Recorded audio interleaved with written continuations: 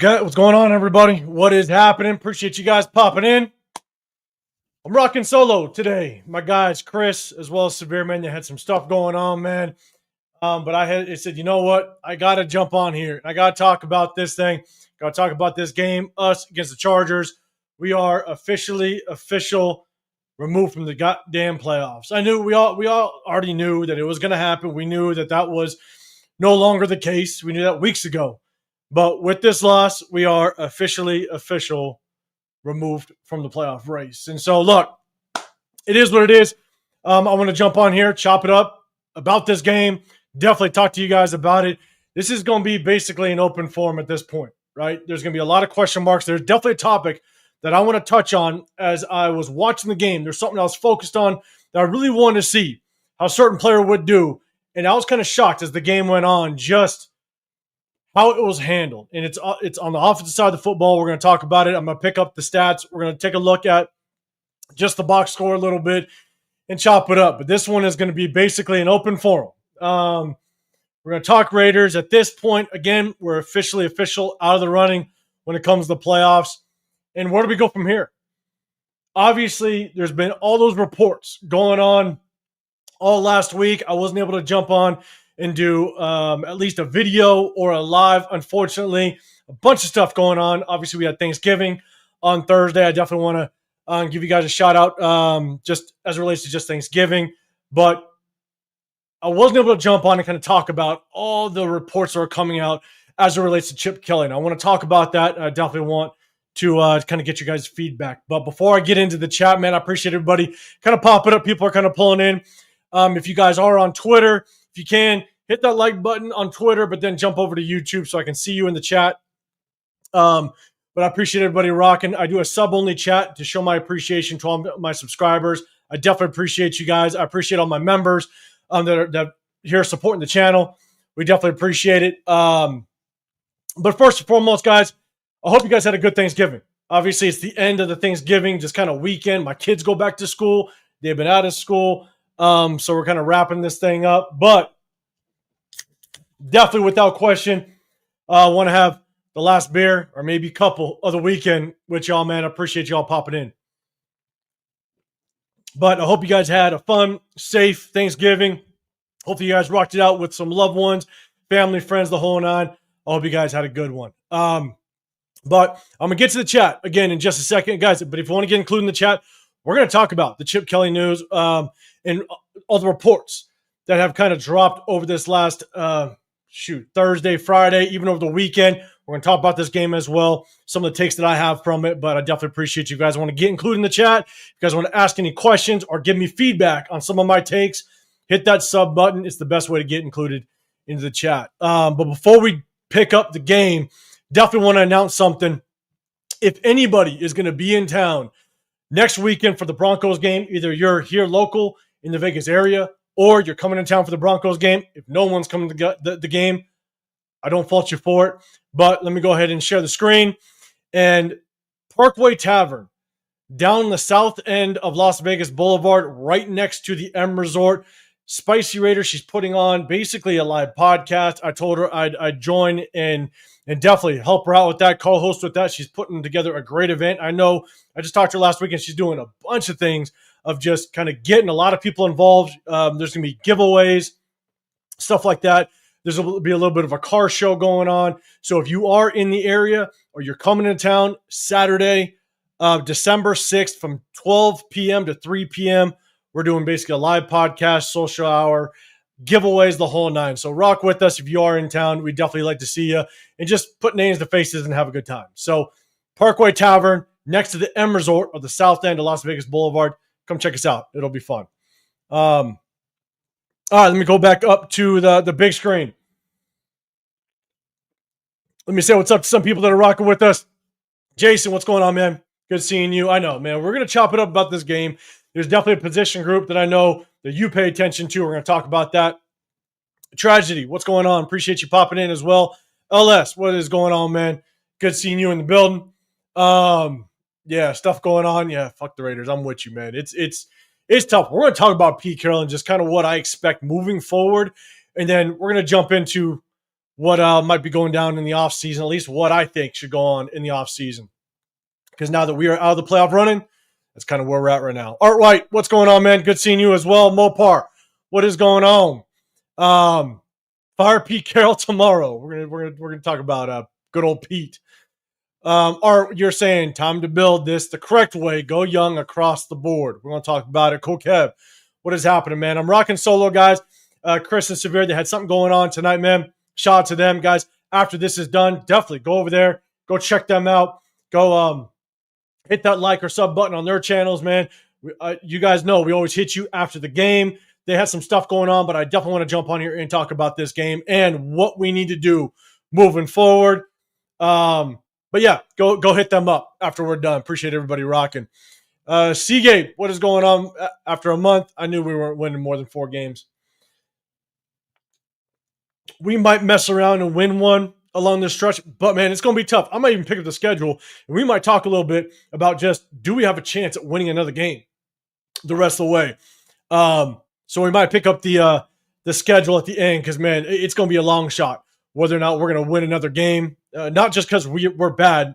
We're all professional. Like, all these players are professionals, and you could squeak away a random win, but it's got to make sense on paper. And so we might pull up the schedule and talk about it. James in the building. What's going on, man? Carroll gone. I don't know what the rest means. Senior and junior, I think that means. Yeah, we're going to talk about it. We're going to talk about it, man. But I appreciate you rocking in here. You're also saying Gino gone as well. Hank in the building. What's going on, man? You said today was the first day I purposely missed a Raider game. Didn't tune in at all. Barely checked up right now. And I don't blame you, man. And here's, last season, man, a lot of the Raider fan base, which, I understand, they lost faith kind of towards the tail end of the season. And you were almost, there was a certain fan base that would call you, basically put in question your dedication to the Raider, to the Raider fan base, to the Raider Nation, if you kind of checked out at the tail end of last season a little bit. I wasn't one of them, but I know a lot of people were, and I didn't blame them. You know what I'm saying? And now we're here again, and we're with a 74-year-old head coach.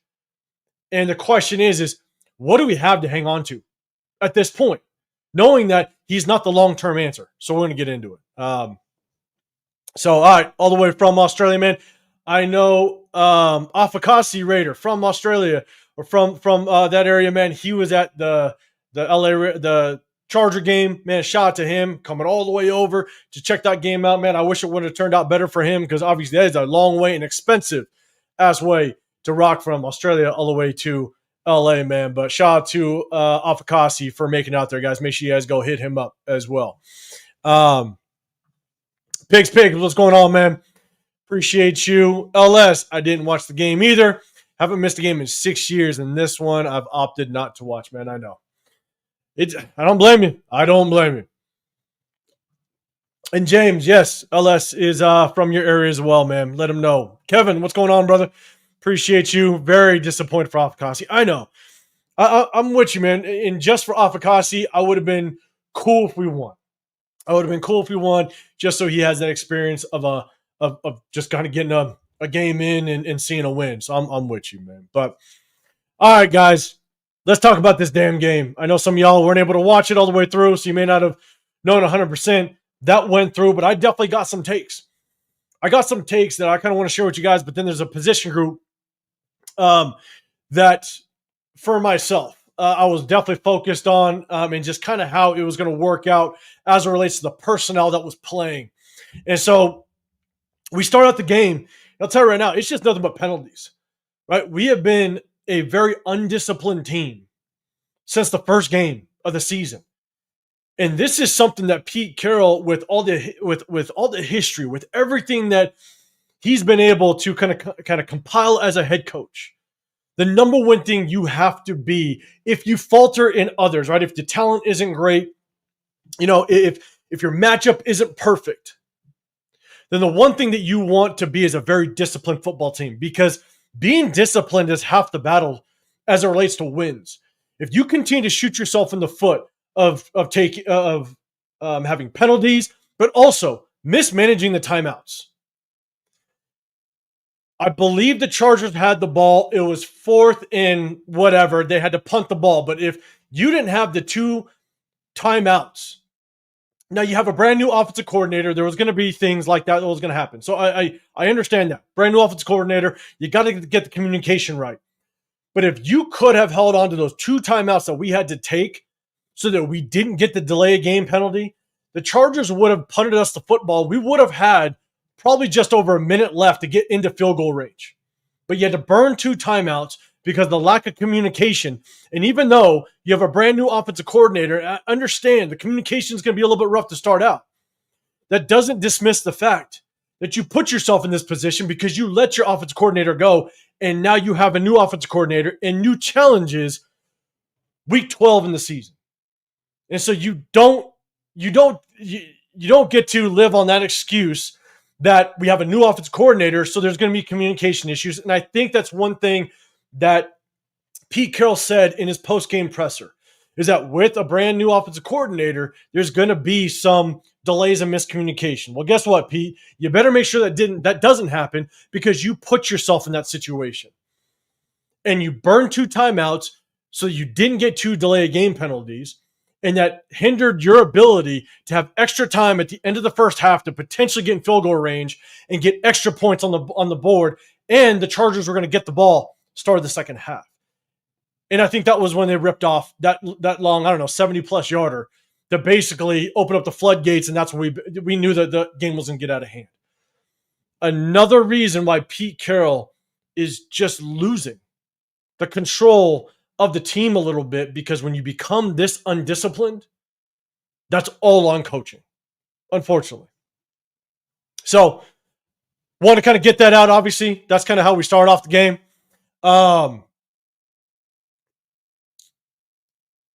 Let's see.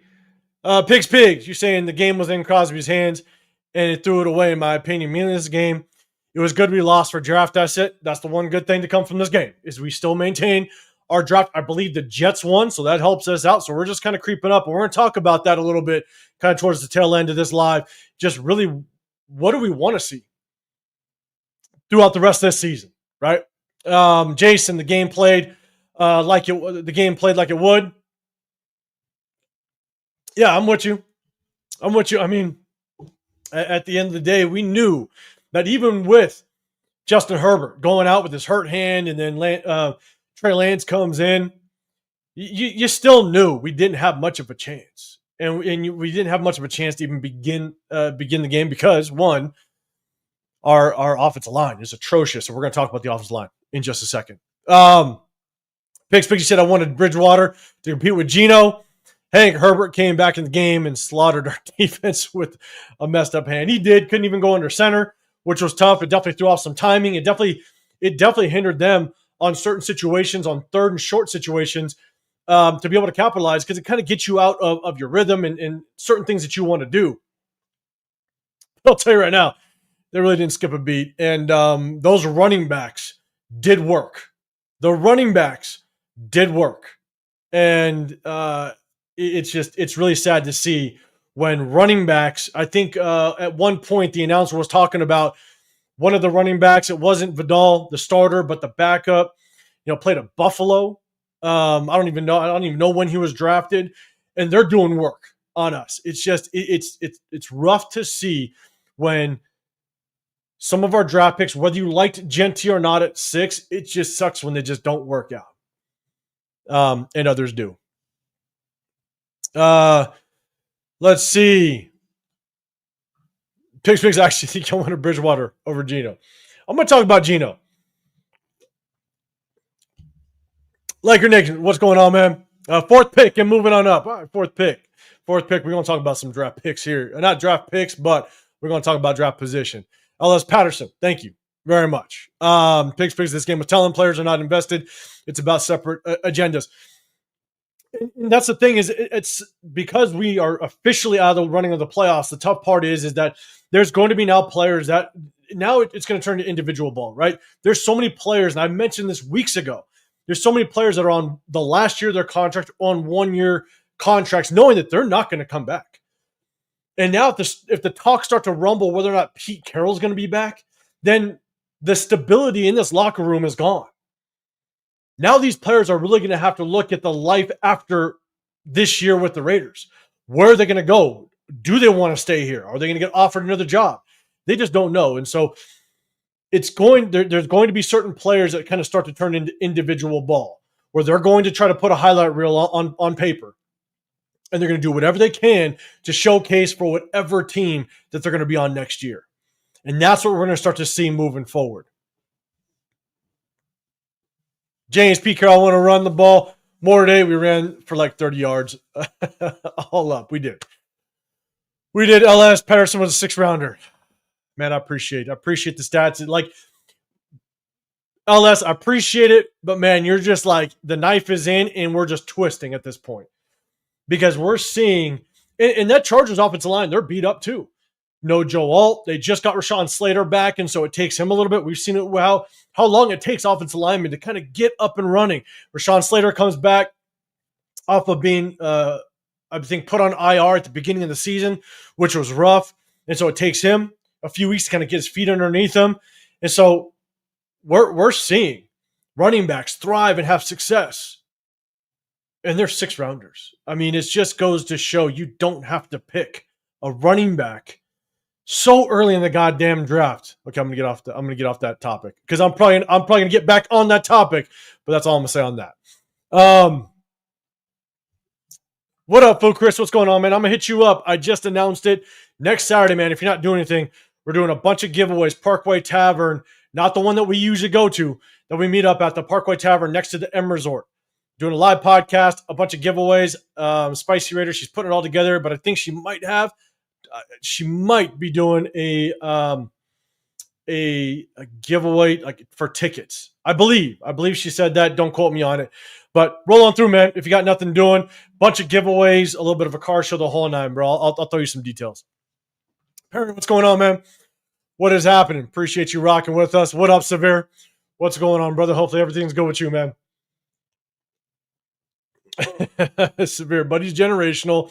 LS following up, but 805 Genty is the next Barry Sanders. Jesus Christ. I'm telling you, man.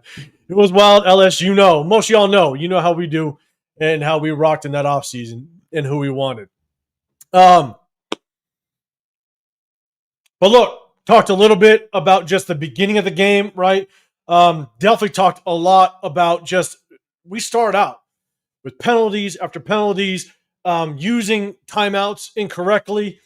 You're trying to avoid a delay game penalty, but at the end of the day, Pete Carroll, you put yourself in this situation. You have a brand new offensive coordinator because the offensive coordinator you ended up letting go. And this is where we're at. So no excuses at this point, but everything that we've seen so far looks like a very undisciplined football team, and it came to bite us in the ass one more time, and now we're 2-10.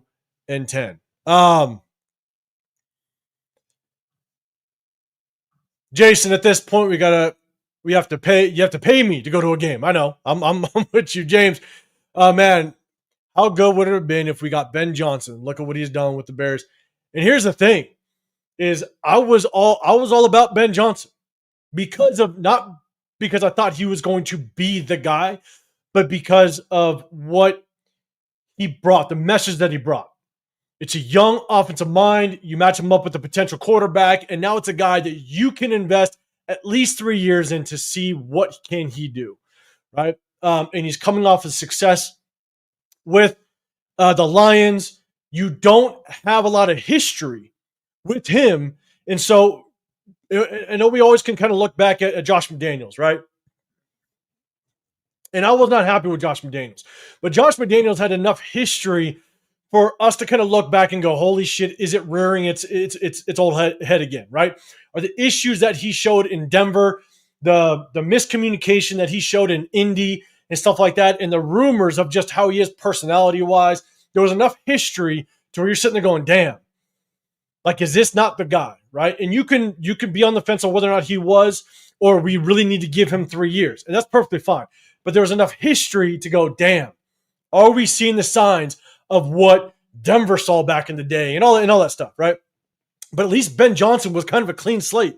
All we knew of Ben Johnson was his history in the NFL, and that he was a good offensive mind with the Lions. And it was enough to say, okay, let's try to trust the process with him and give him a full 3 years to figure out what can he do and how can he develop this roster.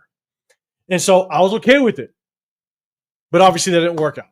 It didn't work out. And, it's the Tom Brady effect just isn't as strong as most people thought it was going to be. And I definitely wasn't one of them. Glaze, what's going on, man? Giveaway for Raider tickets might be the first time the winner gives them back. Could you imagine? I know. I'm with you, man. That's tough. Jason, Jesus couldn't heal this offense. Man, we're going to talk about. I'm going to pick up the box score, and we're going to go through some of the stats. And I'm going to kind of give you some of my points as to what I thought of the game. And so let me just go ahead and do that. I'm going to share the screen. Guys, do me a favor. Got over 70 in the building. I appreciate you guys. Double tap that screen. Hit the like button if you guys can. Definitely appreciate you. My guys, Severe and Chris, had stuff going on. I usually hit you guys up in the Raider War Room. I mean, rock out after every single game, but we're definitely going to hit you up on Wednesday. And I think one thing is we always go over game film. And this is going to lead me into the topic that I want to talk about. And do me a favor, hit that hashtag Raiders if you have a comment or a question to the topic I'm talking about. I'll tell you right now, as the comments fly and you guys rock with the comments, sometimes it's hard to keep track of every single one of them. So do me a favor, hit that hashtag Raiders if you can. Let me share this screen. We're going to bring up this box score and we're going to talk about it. But the one thing I want to talk about before we get into just some of the stats like Geno and Gentry and stuff is I want to talk about this offensive line, because a lot of time the offensive line is not going to you're not going to see the stats, right? The number one thing that I was looking for was Caleb Rogers. That's the number one thing. And this leads me into what you're going to see on Wednesday. On Wednesday, we break down game film. I am just going to showcase Caleb Rogers. And the reason why I want to do that is because I was looking forward to seeing Caleb Rogers play the entire game. He basically got 2 series in the first half, 2 series in the second half, and Antonio Mafi played the rest of the game. And to me, I don't understand why. Can you guys help me explain why Antonio Mafi, which is never going to be a starter in the NFL, we basically brought him up from the practice squad, and Caleb Rogers is a 3rd-round draft pick. Our offensive line is crap. And I'll tell you right now, the times that Antonio Mafi was in, he looked like absolute trash. He did not look good at all. So the question is, why not play Caleb Rogers? Guys, let me know what your thoughts are on that. Hit that hashtag Raiders if you can. But I went back and I specifically watched Caleb Rogers those first 2 series I went back after the game. I wanted to know, why did he get benched? Now, Pete Carroll was asked the question on the post-game presser as to why Antonio Mafi and Caleb Rogers were rotating in and out. He gave his answer, and I'll be honest, I think his answer is absolute crap. I think his answer is absolute trash. He basically said, well, that's kind of how it played out competition-wise in practice. That would be different if you were talking about a practice squad guy in a 6th-rounder, or a practice squad guy in a 7th-rounder, or 2 practice squad guys, or a veteran that you brought in that just isn't very good, right? Like an Alex Kappa or something like that, right? A veteran guy that's old, that you know that he is not the future, that he isn't performing very well at all. Then I'd understand you just playing the competition game. But you're taking a practice squad guy that has never been good. He didn't show he was good in preseason. You put him on the practice squad and you elevated him. We've been waiting for Caleb Rogers to get his chance. And you basically give him 2 series in the first quarter, or basically in the first quarter and 2 series in the second quarter, and then didn't play at any other point in the game. And again, like I said, I went back and I watched, and there was absolutely no reason why Caleb Rogers should have been taken off the football field. It's not that he did great, but he didn't do bad. That's the biggest thing. He didn't do bad. You could have continued to work with him, have him continue to play, and gain experience in the football game. But you put in Antonio Mafi. Antonio Mafi did not look good at all.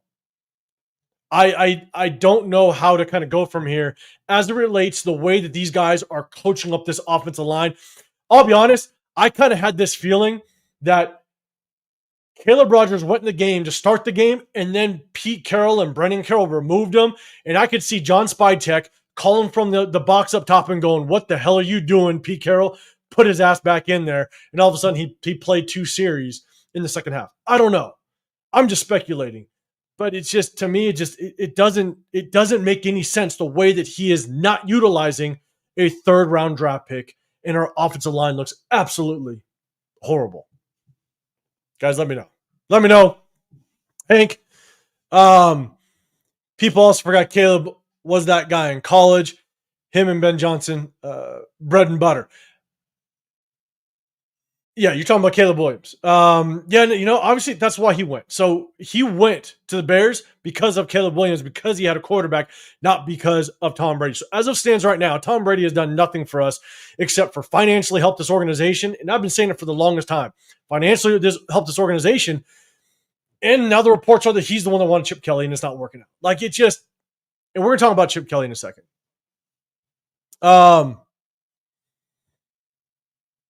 Pigs, you're saying Josh McDaniels' locker room drama in Denver was famous. Yeah, Brandon Marshall. Yeah. I'm with you. I'm with you. Boy, George, what's going on, man? What is happening?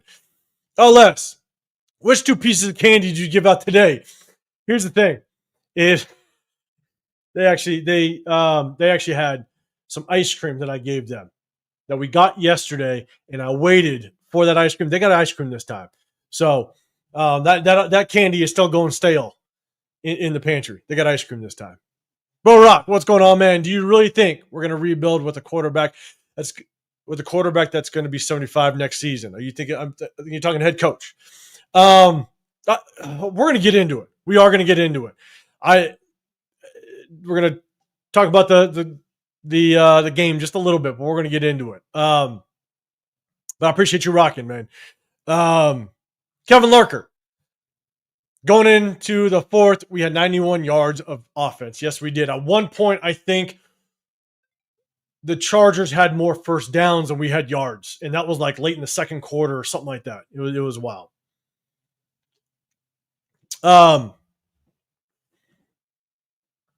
Hey, that's peace mentality. Bro doesn't have no clear vision for the future. It's looking like it. Without question, Antonio Mafia is the next Larry Allen. What up, Marcus Banks? What's going on, brother? What's happening, man? Foo Chris, man, Rogers would ruin our tank. Rogers, Caleb, if you're talking about Caleb Rogers, oh man, we are talking. We just need to be looking at draft position at this point. I don't care, and we're going to talk about why. We're going to talk about draft position. Hey, who says Brady doesn't sell his shares of the Raiders in a few years? Maybe. I mean, and that's the hard part, man. Anytime you tie yourself to this organization, as of recent, over the last couple decades, man, it hasn't worked out well for you once you put your name on it. He's using us as a stepping stone to be in that room, that type of crowd. I wouldn't be surprised. Yeah, he might move on. Wouldn't be surprised with it.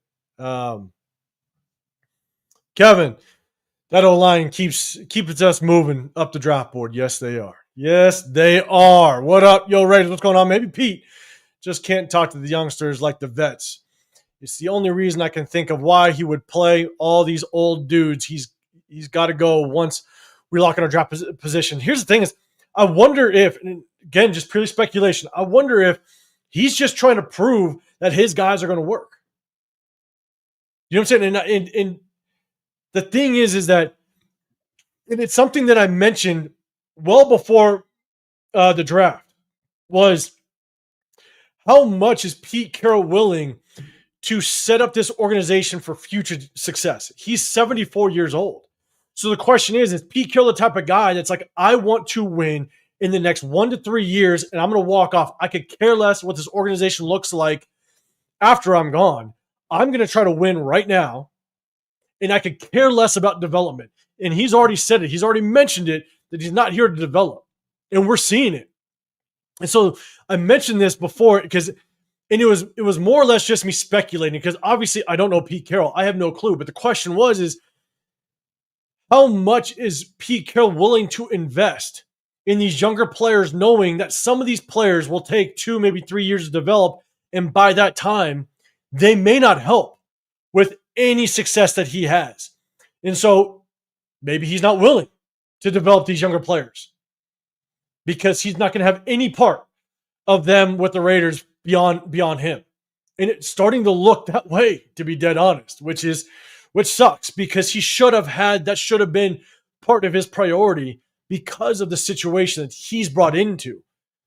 Change the culture, change this thing around, but also set us up for success after the life of Pete, but doesn't look like it is. Money Chuck, what's going on, man? Nobody is holding SpyTek responsible. We had online players, Becton and Jenkins, in free agency. He went cheap and got crap in free agency, and no stars beyond the first round draft. SpyTek is not out the woods. I'm with you. The only thing I will say, man, we're going to kind of get into this game, but it looks like you guys want to talk about other stuff. Guys, I'm sharing my last couple of beers of the holiday weekend with y'all. Again, I hope you guys had a great Thanksgiving weekend. If you guys want to just chop it up and talk, I'm down, because obviously this game was atrocious. There's definitely a couple of things I want to talk about as it relates to the just the play, and maybe I'll talk about that just briefly. But SpyTek's not out of the woods. But here's the one thing I will talk about when it comes to SpyTek is, one of the things I will say is what's really difficult is when you match up a very seasoned veteran, future Hall of Fame head coach like Pete Carroll with a first-year GM. It's trying to figure out how much does that GM just grab the reins and say, I got this, I'm doing it my way, or is he leaning a lot on Pete Carroll? Is he leaning a lot on Pete Carroll to understand how to navigate this thing? And if so, that's on John SpyTek. Like, John SpyTek, like, you got the job. You have to play this role to the best of your ability and not allow somebody else to dictate what your future looks like, right? If he gives Pete Carroll too much leeway in directing this thing, then that's on him. But it's fair enough to say, how much is he leaning on Pete Carroll? Obviously, he let Pete Carroll bring in Geno Smith. That's clearly Pete Carroll's decision. But also, in the same breath, Alex Kappa is SpyTek's decision. Alex Kappa was part of the Tampa Bay Buccaneers, so SpyTek was there. So SpyTek is not out of he's not out of the woods with this mess, because as it stands right now, we don't know what these draft picks look like. I wasn't a fan of Genty at 6. I was, without question, a fan of them not prioritizing the offensive line. If you pick Genty at 6, you better prioritize the offensive line, and they waited to the 3rd round. Now, is Caleb Rogers or Charles Grant going to work out? Maybe, maybe not. But it hasn't so far, and Genty's getting his ass handed to him. So, that's on SpyTek. He did a good job navigating through the draft, but he didn't pick the right guys, and it's still predetermined as to how good they are. Will they help us at any point? So, because they just haven't had the opportunity. So here's my thing. SpyTek is not out of the woods, and I've questioned a lot of his moves in the offseason as well as the draft. But the one thing I will say is I'm willing to continue to ride this thing with John SpyTek to show the next potential head coach some sort of consistency, some sort of loyalty to somebody that we've brought in, right? We have screwed up the process in the past so many times, and I hated it. I'm a firm believer that you bring in the GM and the GM picks the head coach. You have a proper chain of command. We haven't done it the last 3 times. And so my thing is that if you keep John SpyTek and say, look, work your kinks out this first draft. It didn't work out. It doesn't look right. But I do think free agents, I think free agent-wise, and I said this, again, months ago, I was on a live with Rundown and Jay. They brought me in on one of their Saturday shows. And I said, this is a few months ago, I said, it looks like John SpyTek is drafting and acquiring free agents like a rebuild, but it looks like Pete Carroll wants to win now. It looks like they're on completely separate pages. And when you're on completely separate pages it's never going to work out. And now you hear reports that SpyTek wants to play the young guys, but Pete Carroll isn't a fan of it. So you just, depending on if those reports are true or not, you're on two separate pages as an organization, and it never works out. And so, but in the effort to show some consistency and loyalty to guys that you brought in, I'd be okay, even though I question a lot of the draft moves, I'd be okay with allowing SpyTek to stay here. Go out and pick your head coach. Pick your head coach, and now you run it. You run it, and then we'll start to figure out how good are you really as a GM. And if it works out, you got yourself a young ass GM that maybe we can get this thing rolling. Maybe, but obviously no promises. LS man, Tom Brady, another markdavis swing and miss. Watch Tom sell the shares of the Raiders and go to for a huge profit in a couple of years. Maybe. Yo, Raider stubborn as fuck. I know he doesn't care about the future. He won't be here. I don't think so. I don't know. I don't know. But I'll come out and say it. I hope not. LS being a Raider fan is like a pyramid scheme. It really is, man. It really is. They suck you in, and then all of a sudden you see the writing on the wall, and you have that come to Jesus moment, like, oh shit. But unfortunately, LS, you rock with us all the time. You knew how we were talking earlier in the season, after free agency, and it wasn't looking hot. It was not looking hot at all. But they pulled us in with that Patriots game a little bit, and it all came crashing down to earth. Well, Paul, what's going on, man? All the more reason to fire Pete now. That we're out of playoff contention, bench Geno, and let the young players play under an interim coach. And that interim coach will most likely be Patrick Graham. You know what I'm saying? And so, Brock, problem is, who's really in charge, Pete or SpyTek? Like I was just saying, man, it's we don't know. My two, what's going on, brother? Appreciate you rocking in here. LS, man, I appreciate you throwing a super chat out there. LS, man, I also appreciate you being a member, man. I have dropped some memberships. You guys want to support the channel, I definitely appreciate it. But LS, man, I think you were my first member, man. Shout out to you. I appreciate you, man. We could very well end up with the top 3 pick. It makes me incredibly nervous, giving that sort of currency to SpyTek, even more so if we keep Pete. And I'm going to address this real quick. I'm going to talk about Geno. I'm going to keep these stats up here because I am going to go back and reference them. We're going to talk about it. But definitely, we're going to rant a little bit this session, guys. I appreciate you guys. Double tap that screen if you guys can. But here's my main reason. Why I feel like it's time to move on Pete Carroll. And look, I think it's all about Pete Carroll stepping down or retiring. Let him walk off the sunset. Let him do that thing. And maybe it's not till the end of the season.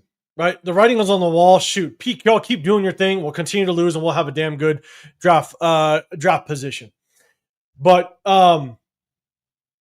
here's my thing: is if Pete Carroll isn't going to develop players, then he shouldn't be here. Point blank, period. Because you're 74, 75 years old. If you're not going to develop players, get the hell out of here. Because you're not doing your job of making sure that we are in good hands and prepared properly after you're done, which is going to be very, very, very soon. But 2, everybody talks about drafting a quarterback. What happens if we draft a quarterback at the number 1 pick next year and we see a repeat of this season and Pete Carroll everything looks bad. He doesn't address the offensive line properly. The offensive line sucks. And if you bring in Pete Carroll, that means his son, Brendan Carroll, stays with the offensive line. And I'm sorry, as much as regression we've seen with this offensive line, I can't tell you, is it JPJ all of a sudden becoming bad? Is it Jordan Meredith going from a good season last year at guard, all of a sudden becoming bad? Is it DJ Glaze finishing off last year well, and then all of a sudden regressing and struggling? When all of them are struggling, that points to coaching. And so if Pete stays, that means Brendan Carroll stays. You like that, and that right there is horrible because I'm a build in the trenches guy. If you have a top 10, top 5 offensive line, the likelihood that your offense is going to find success is pretty damn high.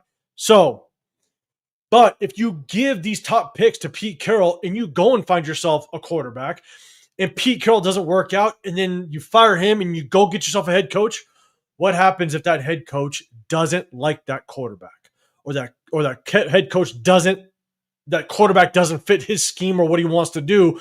Well, then it's just another wasted first-round draft pick. So, in my opinion, as it stands right now, because of just it's not just the 2-10 record. It's the mess that we've seen this entire roster go through. Starting from the Christian Wilkins crap, and that's still ongoing. We don't know if we're gonna win that, and if we don't, it's gonna take a hit to our salary cap. The switching up of the offensive line, the playing around, with JPJ and moving him from center and all this stuff. I mean, the mishandling, even though we got good draft capital, it was just the mishandling of the Jacoby Myers situation, to be dead honest. Then you bring in Amari Cooper and he exits the building. Jermaine Pratt saw the writing on the wall, got his ass out of here. Like, all of this going on. And then the Chip Kelly stuff. It's so, we are literally we're the reality TV of the NFL. That's what we really are. And this is under the leadership of Pete Carroll, which means it's time to move on. We can't have this drama. We can't have this. When you're that bad of a team, you can't add this drama on top of it. If the drama wasn't there, if you saw that there was at least some consistency, then maybe we were just a bad team. But all this drama, literally, that's brewing, it tells me it's time to move on. It's time to move on. And Pete Carroll, you need to cut the cord. But in the respect that Pete Carroll just steps down or just resigns. That's why I think it's time to move on. And I hate it, though. I hate moving on and having this roller coaster or this revolving door of head coaches. Like, I hate it. I want some consistency. I want to be able to take a coach and say, look, let's establish you and see what you can do. But unfortunately, as we always do as a Raider, as a Raider organization, we put ourselves in situations that just doesn't make any sense. But I do think Pete Carroll was our last resort as a head coach, and we were Pete Carroll's last resort at a head coaching position, and I said this months ago. So, it sucks. It sucks. Perry Smith saying, ask Pete. And LS, man, I appreciate you throwing a super chat out there, man. Tyler, right before that, Tyler, what's going on, man? Injuries also happen. Yes, they do. And that's why you need to prepare properly. That's why Alice Kappa was a horrible pickup.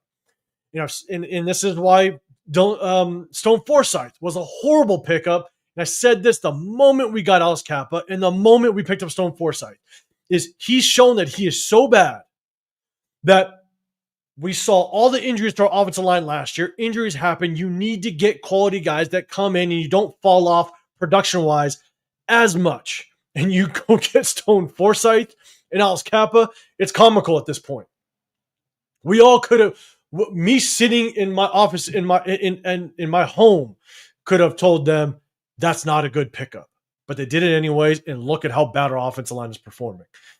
It's tough. And you combine that with coaching. Axe Pete, and the next head coach needs to be experienced in rebuilding a team correctly. Face the facts, Raiders won't be winning by 2027, so Raiders need to trade Max, get the most you can from him, and rebuild. If we get a brand new young head coach, then, yeah, Max is on the table. Max is on the table. Give that new head coach, and even Spytek, again, I'm not a fan of what he drafted, but in the effort of consistency and at least trying to be loyal to somebody in this organization, just give him as much capital as possible and let's rebuild the shit out of this thing. Number 2, Pete is yesterday's news. Yes, he is. Jason, man, Mark Davis even said the head coach will have final say on players and rosters. So here we are. And it definitely looks like it, man. It looks like it for the most part, right? I do think Alice Kappa was a Spytek move, but I think the mass majority, it definitely looks like Pete Carroll has hands in just the roster moves way, way, way too much, man. Way too damn much. Derek, what's going on, brother? Appreciate you. The cupboard is bare. Where do we go from here? We're about to talk about it. We're going to talk about it. Food Chris. Put the Carroll's father-son bundle in the trash. I know. Oh, that's, man. Yeah, I remember. None of us really had much faith. I predicted 4 wins, got torched for it, and now we won't even hit that. I never really gave a prediction, but I was sitting with Jen Slinger. That's usually in the chat, man. Shout out to him. And we're at Parkway Tavern talking. And I think he said about 6 wins. I said, man, if we stay healthy, I think it was after the draft. I said our ceiling was 7. That's kind of what I put us at. The ceiling was 7. And man, I was far off with that. That's for damn sure. Wally, what's going on, man? The only young guys Pete Carroll seems to want to take a chance on are his children. Yeah, no lies detected on that, brother. No lies detected. LS, man, to your point, I'm more concerned about Pete's quarterback choice. Could impact future hires. I know who you're talking about with BJ Cohen and Monk not wanting to come here. Yes, Ben Johnson. Look, I think all those guys went to now. Monken not even wanting to interview was wild, right? There was enough reports where coaches didn't even want to interview with us. They were like, yeah, nah, thanks, but no thanks. And for them to turn down a head coaching opportunity tells you just how bad your organization is or how poorly you're set up for a head coach to find success. And so for Monken just to refuse and other coaches to refuse is wild. Obviously, Ben Johnson went because of a quarterback. Cohen went because of the quarterback in the situation. And they already had some good pieces. They had, the receiver over there with Jacksonville. With obviously they had ETN, the running back. So they had some offensive pieces. And they already had a quarterback that he could work with. And so it was just more enticing to go over there. You know what I'm saying? And so it's tough. Perry, we have no quarterback worth a damn on the roster. We don't. We traded a 5th rounder for Kenny Pickett, which I was so pissed off at. So pissed off. What up, Chewy? What's going on, brother? Shout out to you. Chewy, no giveaway on this one. Damn it. The most hated man in my chat. Back-to-back giveaway winners, man. Salute to you, Chewy. LS, this year with the top 3 pick will be the best chance we have to lure in a respectable coaching candidate. You roll with Pete again, fails. Now you're really screwed. And I'm going to talk about that because that's another reason why. As much as everybody has there's the fan base is more okay with just lose, get the draft position. We're in such a bad situation because you also have to look at the other head coaching vacancies, right? You got the Titans head coaching vacancy. You got the Giants head coaching vacancy. What do those two teams have? They already have their quarterbacks. And if you like one of those quarterbacks, then guess what? You can use that 2026 first-round draft pick to help build around the quarterback. But when you come here, what do you have to do? What do you have to use that first-rounder on? A potential quarterback. So that's one less piece of the puzzle you get by coming here. So we have to be a overly attractive spot for us to attract a top tier head coaching prospect. Again, you guys that rock with me, you've heard me say, I got my eye on Clint Kubiak. I think Clint Kubiak could be a young offensive mind that's gone under a good tree with Shanahan, but at the same time, he's had consistent NFL experience. He's been in the NFL. He had one small stint in college back in like 2013 or 14, I believe it was. But since 2012, he's pretty much consistently had a position in the NFL. And so he has been in the NFL under some capacity consistently since 2012. So he's got a ton of experience. And you see what he's doing over in Seattle. I think that he could be a good potential young offensive-minded coach. Get your quarterback, and now we can sit for 3 years and do everything we can to try to trust the process. Now, but will he want to go to the Titans, knowing he's got Cam Ward and a first-rounder to help build, or a Jackson Dart with the Giants and a first-rounder to build? Like, we have to be so enticing of an organization for a quality head coach to come over here. And that's why, man, I'm sitting there going, damn, like we need the number 1 overall pick. And that's when if Pete Carroll does walk, that's when, yeah, you put maxxcrosby on the chopping block and you try to get draft capital to just put as much resources in this next head coach's hands and Johnspytek's to rebuild this thing from the ground up. Because right now we are basically at the ground. Guys, hit that hashtag Raiders. Let me know your thoughts on that, man. Agree or disagree? Let me know. But there's only you. We're not the most shiny object on the shelf right now. There's other head coaching vacancies at the tail end of this season. That's going to be much more enticing than others.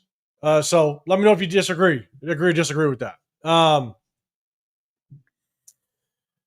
LS, Mark did really say that the head coach will have final say. I know. LS, appreciate you. Yeah, Brian Thomas Jr., man. Cohen went over there and he had some weapons to work with. And then you got a free first rounder to build around it, man. It was a good situation. And no state income tax in Florida. That's another positive. Also, man, I'll even add to that. I'm sorry, I'm talking a lot. You guys are throwing some comments out there. I appreciate it. I am talking a lot. But you also need to throw out another aspect to trying to entice a coach over here. I was watching that game today, and SoFi is our home away from home. And if there was anybody that went to that game or anybody that was, tailgating out there, I wasn't able to make it to the game. I was going to try to go, but I wasn't able to make it. Anytime they pan to the crowd, typically we black out SoFi for that game. And it looked like there was, without question, more blue than I've ever seen in SoFi for a Raider Chargers game. So we no longer have the home game in SoFi. That's done. That's no longer there. We typically have a home game. Our only true home game in Allegiant is against the Chargers. And the thing is we played the Chargers at home earlier this year. It wasn't that the Chargers fans showed out. It was that the Raider fans didn't show out, so the stadium was basically empty. And so with that being said, you now have a head coach that needs to come over knowing that you don't ever have a home game. You're never going to play in front of a home crowd.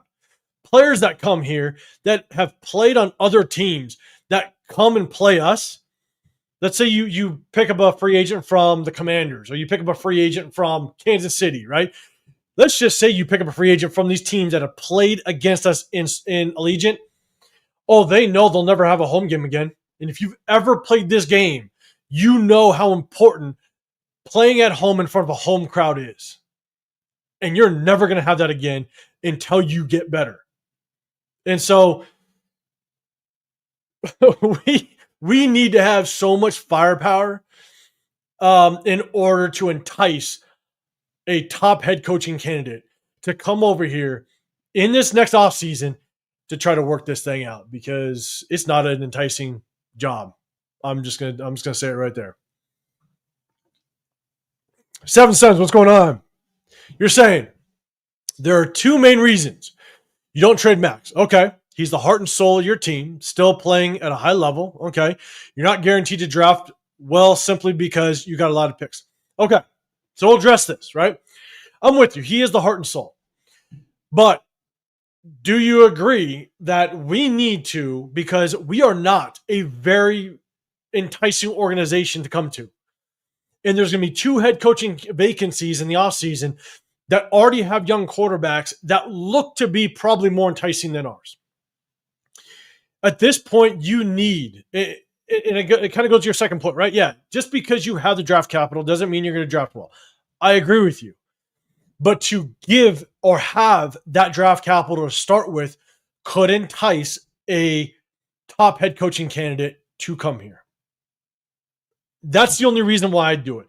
We need to literally swing for the fences to get somebody in here to potentially turn this thing around. Because let's say Pete Carroll goes. Let's say Pete Carroll goes and we don't get the number 1, number 2, number 3, or number 4 top head coaching candidate in this next cycle. We just settle for somebody. Let's say we settle for somebody. And that person we dedicate 3 years to. and that person doesn't work out, and now you find yourself in the head coaching cycle again, and you give that person another 3 years.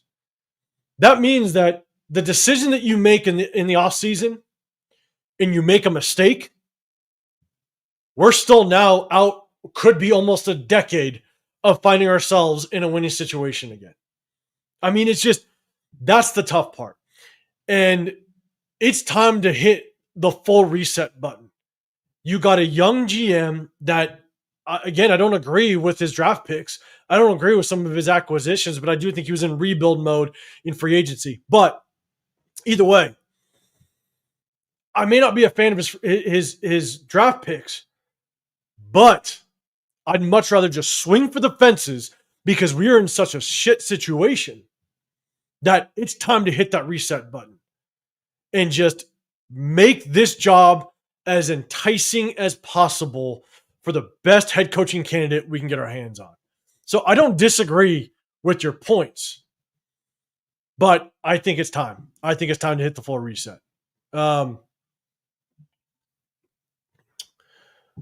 Brock, what's going on? All right. If Pete Carroll's our head coach next season, do you think he would draft a QB if we draft second? I'll be honest. I don't know, but I really don't know how much faith he's going to still have in Geno. Like, he can still rock with Geno. And he might, because of how much he loves Geno, he could still rock with them. And I could see his mindset going, let's just keep building around Geno. If he's not here to develop, then why would he even think about developing a quarterback of the future? If we have a number 1 or number 2 overall pick, I could easily see him going, oh no, let's develop around Geno. That's just my opinion, and so I don't know. That's I could see him doing that because nothing else that he's done so far has made sense. Nothing else. Seventh, Ben Johnson, the other coaches candidates have bailed because they don't want to end up like Del Rio, Gruden, McDaniels, AP. The problem is Davis lets people get in his ear. He does. I think there's too many cooks in the kitchen. I'm with you on that. But that's why I think, as much as I don't agree with SpyTek, I think that's why you hold on to SpyTek. I really do. Just so that we can show an effort of at least some loyalty to a position. And at least John SpyTek will hold on to his job. That would be my suggestion. Hank, Titans are tricky. They already got a QB and a potential number 1 pick. Exactly. And that's why we're not the most enticing, I don't think. If you like Cam Ward. And their defense ain't half bad either. I know. So it's I don't think we're going to be the shiny object. Yo, Raiders, I think Kubiak, but his dad will talk him out of it. He knows how crazy we are. He might.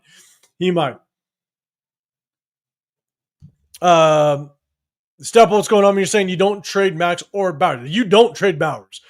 That is off limits. You don't trade Bowers.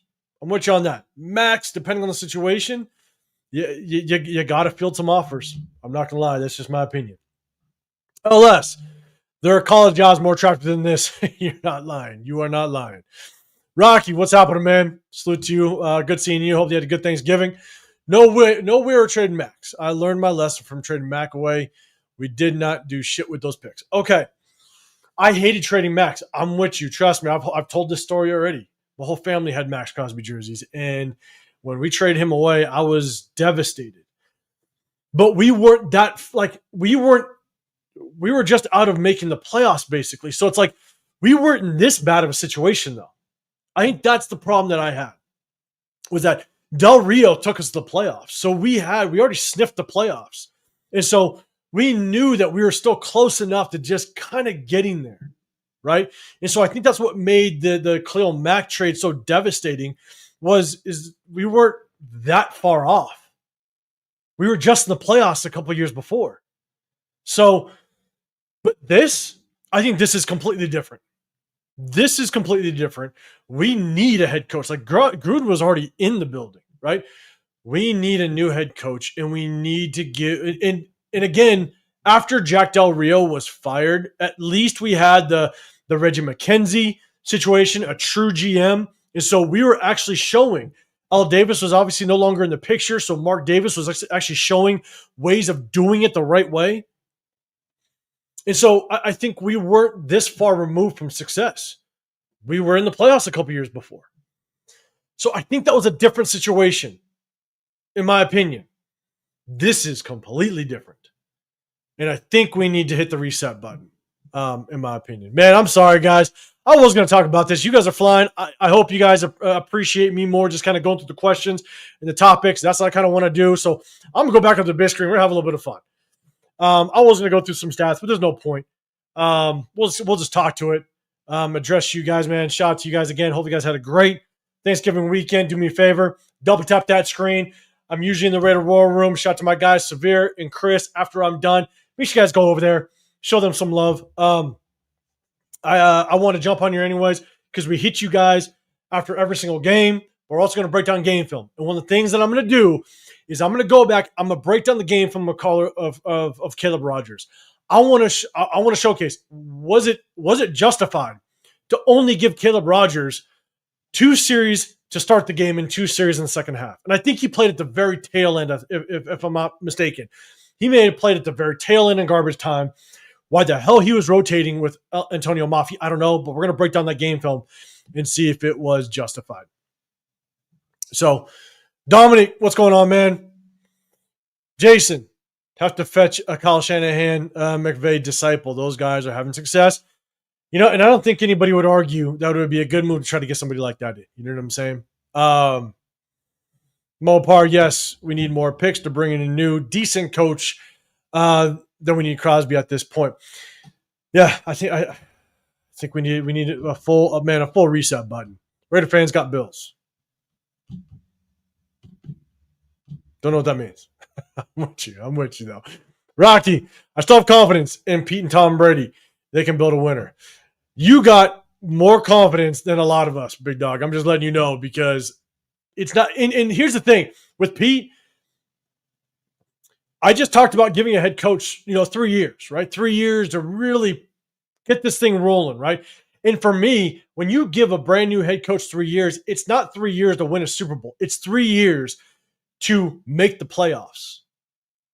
That's what I give a head coach, 3 years to make the playoff. Because you're not going to fix things overnight. There are teams that can do it. There's certain things that you can put in place to fix it. And when I mean fix it, I mean, let's say we go 2-15 this year, right? When I say fix it, I mean next year you got a 7-win season, right? You're starting to turn things around. With Pete Carroll at 74 years old, I wanted him sniffing playoffs this year. That was my expectation for Pete Carroll because even though he has a 3-year contract with the 4th-year option, that doesn't mean at 74 years old he's going to last that 3 years. Age will hit you quickly. And so I wanted him to sniff the playoffs this year. If he didn't, it's a fail. And that's what my expectation was the moment we signed him. And he's not even close, obviously. So now, move on. Hit the reset, get somebody else in because what we're seeing is an absolute mess. We are the reality TV of the NFL. That's what we are.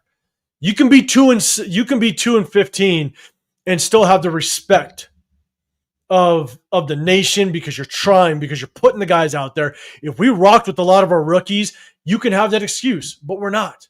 We're not rocking with the rookies. We're rocking with the guys that Pete Carroll brought in, and we're still not finding success.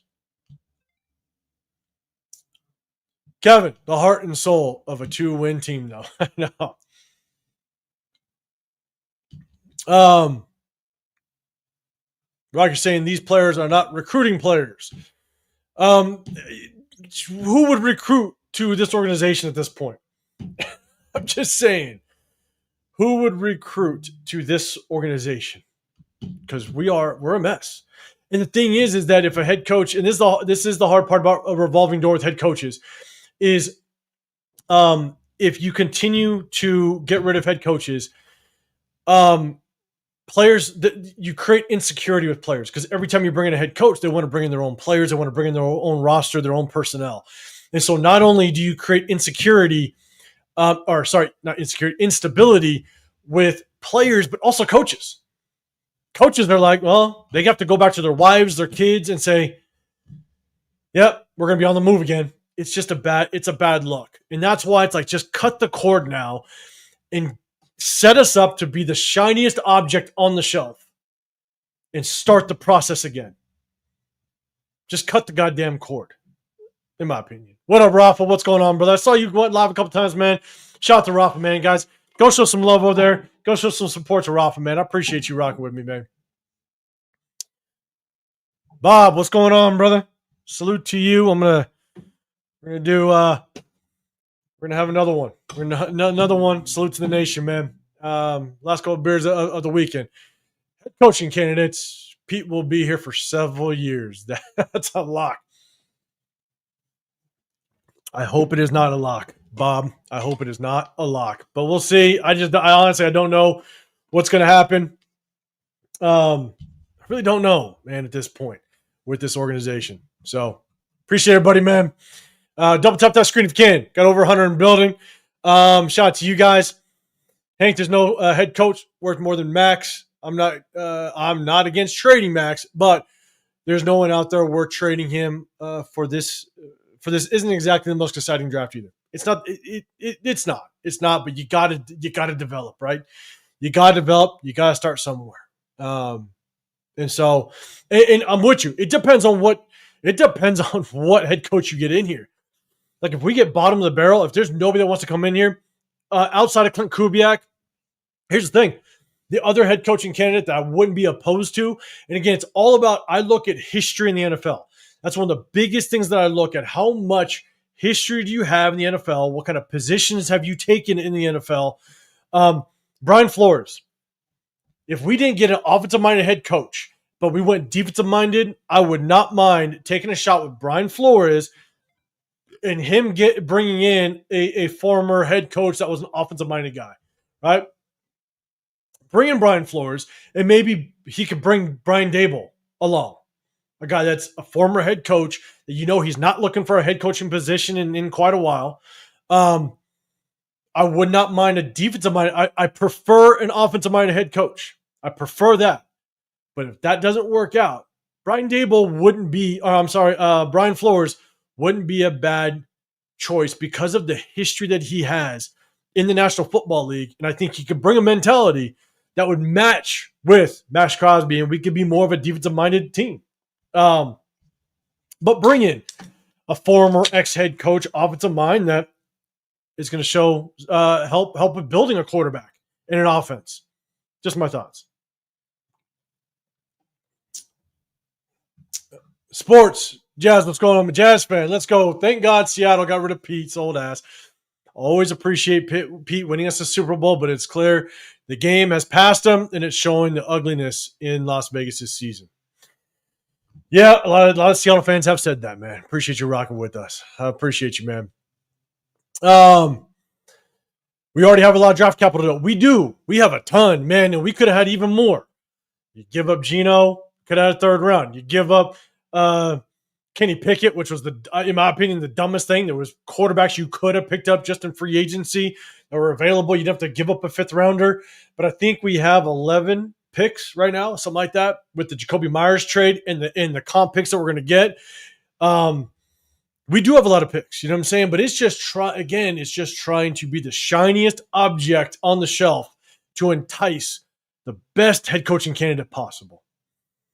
Because I'm willing to hit that reset button.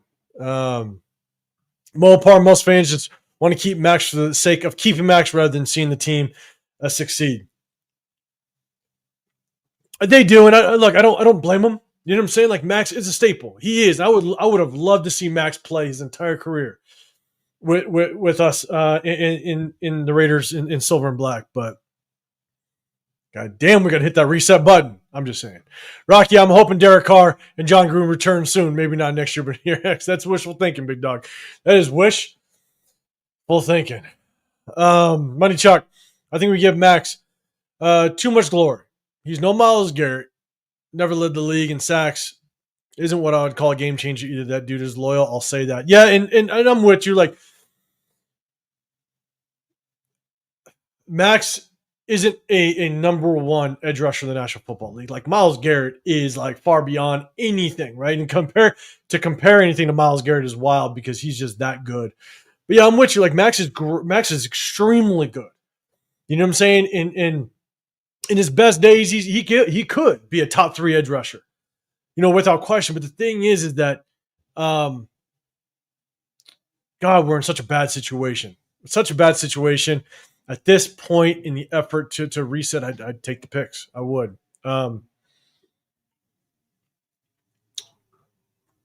Yeah, Myles Garrett is on a good defense. He's got help. He does have help. But the thing is, though, is he has help, but he performs when he's supposed to perform. You know what I'm saying? Like, that's the thing, is you never question whether or not Myles Garrett is going to get to the quarterback or have a massive impact on that defense. Max, different story. You know what I'm saying? Like, different story. You just don't know. Is Max going to show up today? Is he going to have that massive impact? Now, we have him on a damn good deal, and when we signed Max that contract, when we inked him up for the extension, I posted a video that same day, that same exact day, that we inked up Max, and I said that was a brilliant contract that Spytek threw out there. Brilliant contract, because after the flow of edge rushers getting their money, Max is going to look like the 8th ranked edge rusher. And if you want to trade him away, his contract is going to look so team friendly that you have all the leverage in the world to trade him away. So I did like the contract.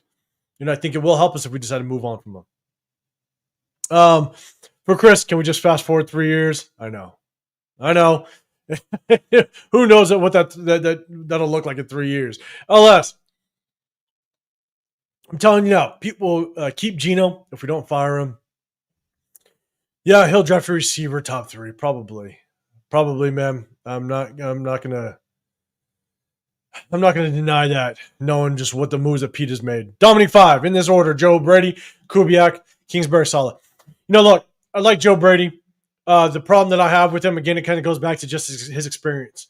I don't think he's had enough experience, at least for me, in the National Football League, for him to just all of a sudden come over here and take over as a head coach. He's done some good things with Josh Allen over there. I think Dable did the best with Josh Allen. But if you go back and you look at Joe Brady's experience in the National Football League, it's just not as extensive as I'd like to see.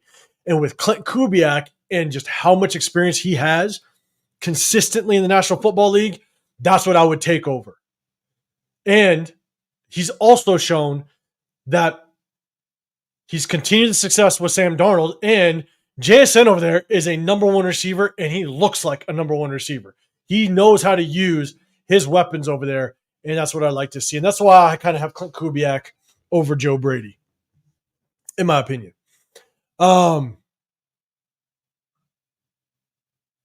Let's see. Dominic, trade Max. We need many picks as possible for the rebuild. We'll see. We will see. Rocky, you're saying sign Khalil Mack and Von Miller next. I mean, I'd love to see Khalil Mack come back. If we did, I get to break out jerseys again. Von Miller, I'm not a big fan. Just if you brought in Von Miller as a rotational piece at a really cheap contract, and we just need some veteran presence, okay, that's fine, right? But I'm not prioritizing Von Miller for anything.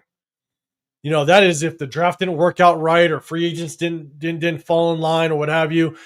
Then maybe you take a look, but that's about it. I ain't bringing Von Miller to think that we're moving the needle in any way. But Khalil Mack, I would take him as a secondary pass rusher, not the main pass rusher, as a secondary guy. But again, I get to break out a bunch of jerseys. Francis, if we fire multiple coaches after playoff appearance, how do we stick with Pete after this? I know, it's a tough trend. It's a tough trend. Let's see. Hank said, I don't know, man. Reggie got lucky with that 2014 draft. Everything else was eh. And look, it's not that he got lucky, right? You're not going to nail every single draft pick, but if you can nail some staples in that draft, like he nailed Khalil Mack, maxxcrosby, got Amari Cooper, like he nailed the picks. You know what I'm saying? It just you're not going to nail everything. You know what I'm saying? And so, but if you can get the staples in the draft, at least you're creating the foundation. And I think that's what he did. But you also got to understand that he did a very good job of getting our books right. He did a very good job of offloading a bunch of contracts and kind of getting the books kind of settled in And that's half the battle. And so I wasn't mad at what Reggie McKenzie did as a whole. Yeah, some questionable picks, and that happens. But he created a pretty good foundation for us. And then we decided to blow it all up. So let's see. Pigs, what's going on, man? Appreciate you. I just try to throw things out there. Sometimes I just try to sound good. That's all it is. Let's see. Hank. Let's see, when I was growing up, the Raiders only had one, at most 5 games a year. And now I'm a grown-ass man, and they're back to their old ways. I know. It's tough, man. Trust me. Try raising some kids as Raider fans. It is not easy. Yo, Raiders. At the first glance, it seemed to me he had a snap or two where he was the best lineman out there, but got benched. Ridiculous. I think you're talking about maybe Caleb Rogers. Look, I'm going to break down the game film. I went back and I looked. After the game was done, I went back and I watched. Did he play great? No. But was he bad? No. So you keep rocking with them. Oh, man, it just pissed me off. I was mad. A lot of yelling going on in my office. Rocky Pete Carroll does invest in the offensive line. He did the same thing in Seattle. Okay, and the thing is, then if he did, then he should have done it over here. Unfortunately, we didn't do it right. And the thing was, we had a bunch of salary cap. We had a ton of salary cap to play with in the offseason. And my number one, I wanted Trey Smith to start, but he got franchise tagged by Kansas City. I wanted Mekhi Becton. That didn't work out. And so it's like I wanted us to get the best free agent guard we could possibly find, and it just didn't work out. And then we didn't do it. And it's funny, and I said this, and if you guys rocked with me and watched some of my videos, when we drafted Genty, which I didn't want, I said, okay, we got Genty. You better prioritize a guard. And my number one guard in the second round was Jonas Savanea. That was the number one guy. Miami traded up with us and snagged him. And so that's kind of the route. That's the route they went. 7th, Pete Carroll was a stopgap solution to mitigate the losses from dumping 3 successive coaches in a row before their contracts were up. I think he was our last chance at a head coach. No one else wanted our job. No one else wanted the job here.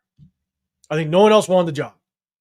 So I think he was our last our chance at a head coach, and no one else wanted him except for us. There are so many head coaching vacancies that nobody else wanted him.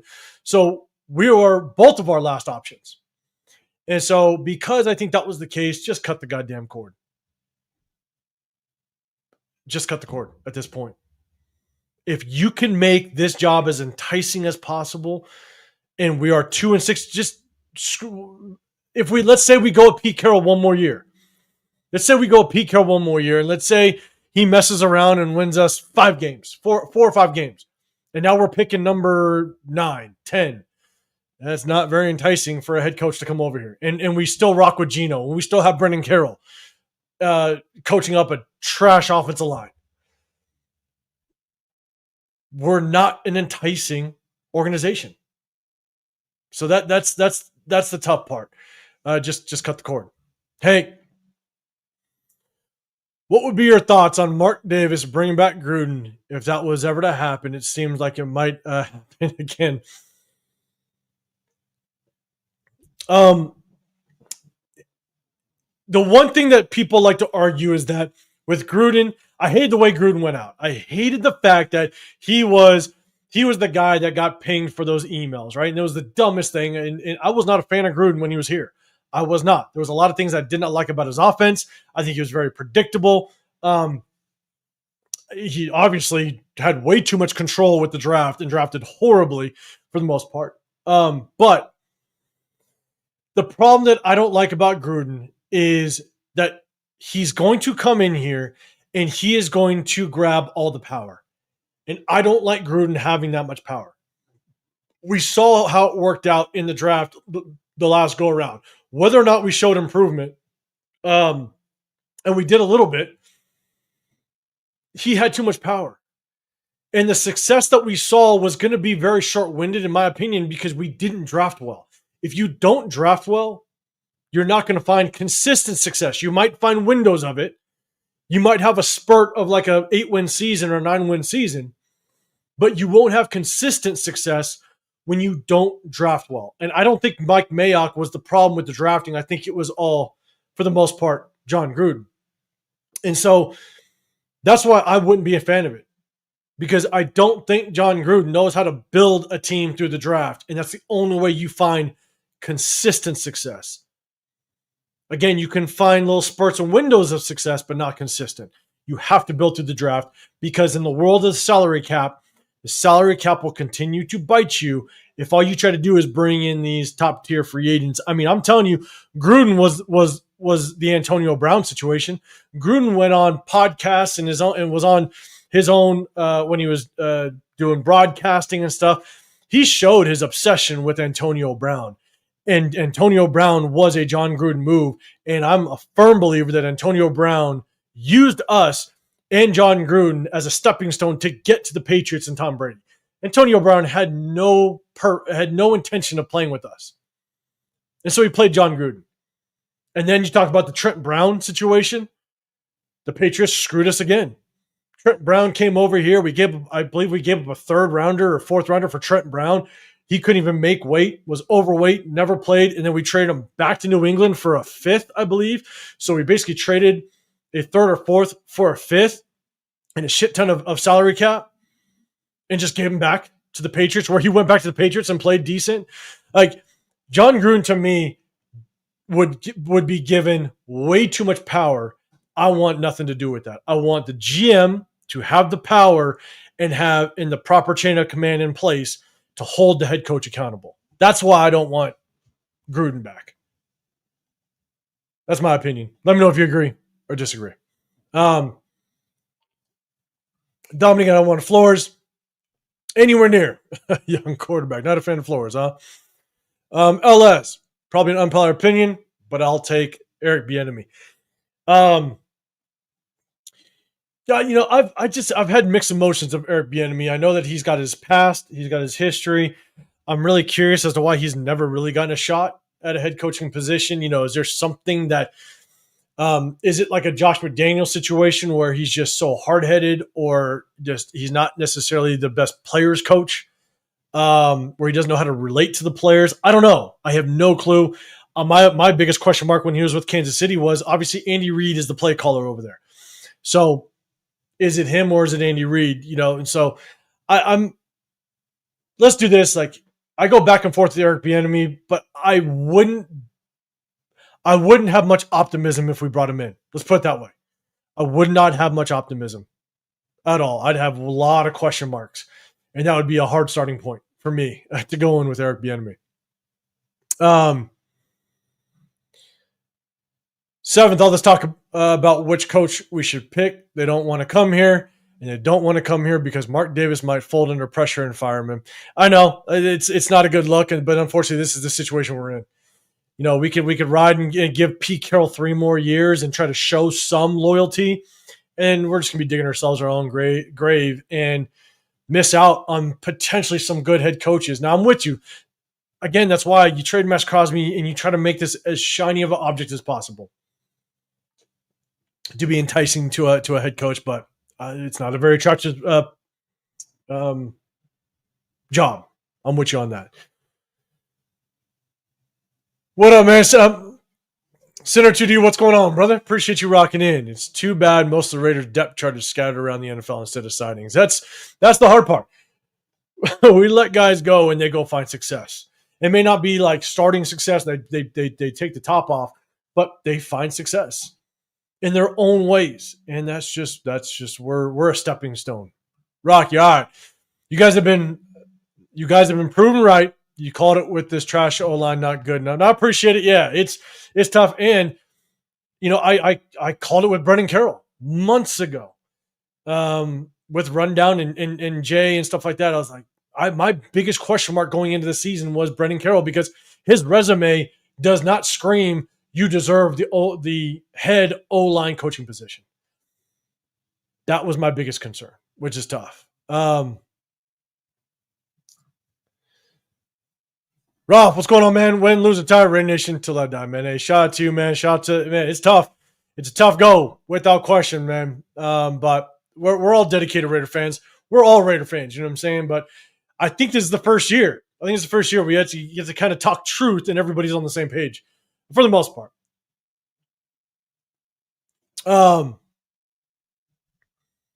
Sports draft for you. Is there a QB in college you'd want to take a shot on the next 2 drafts? I'd like the Oregon kid, but he might not come out until 27. I'm waiting to watch a little bit more of these college quarterbacks. I do think you have to draft a quarterback at some point in this draft. I have to figure out where we're at. We can screw around and win 2 more games. Now you find yourself picking later in I'd say like around pick 7 or 8, and then is there a quarterback worth that pick?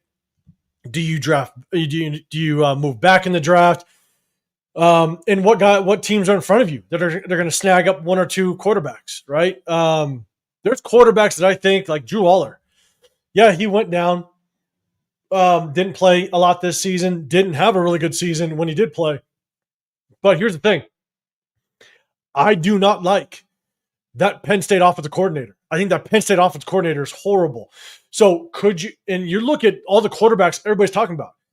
Could you get Drew Aller in the 3rd round? Maybe even the 4th round if everything drops back? Because there's been so many good quarterbacks in the last couple of years that there's not very many quarterback needy teams anymore. That's the crazy part. There's not very many. And so the question is, could you get a Drew Aller in the 3rd round, maybe in the 4th as just a project? And that's just kind of how the draft falls. I wouldn't be mad at it. A guy that I've liked as a potential 5th or 6th rounder is Luke Altmaier out of the University of Illinois. That's a guy that some of y'all might hate me for it, but he reminds me of Derek Carr. To be the dead honest, you just watch him, his throwing motion, his style of play. He reminds me of a young Derek Carr. If he's around in the 6th round, I'd take a shot at it without question. Get a quarterback in. You're a young quarterback. If you don't get one in the 1st round, then grab one at some point in the draft so you have at least something you're trying to develop. But I got to wait for the bowl games, and I want to watch more film on some of these quarterbacks.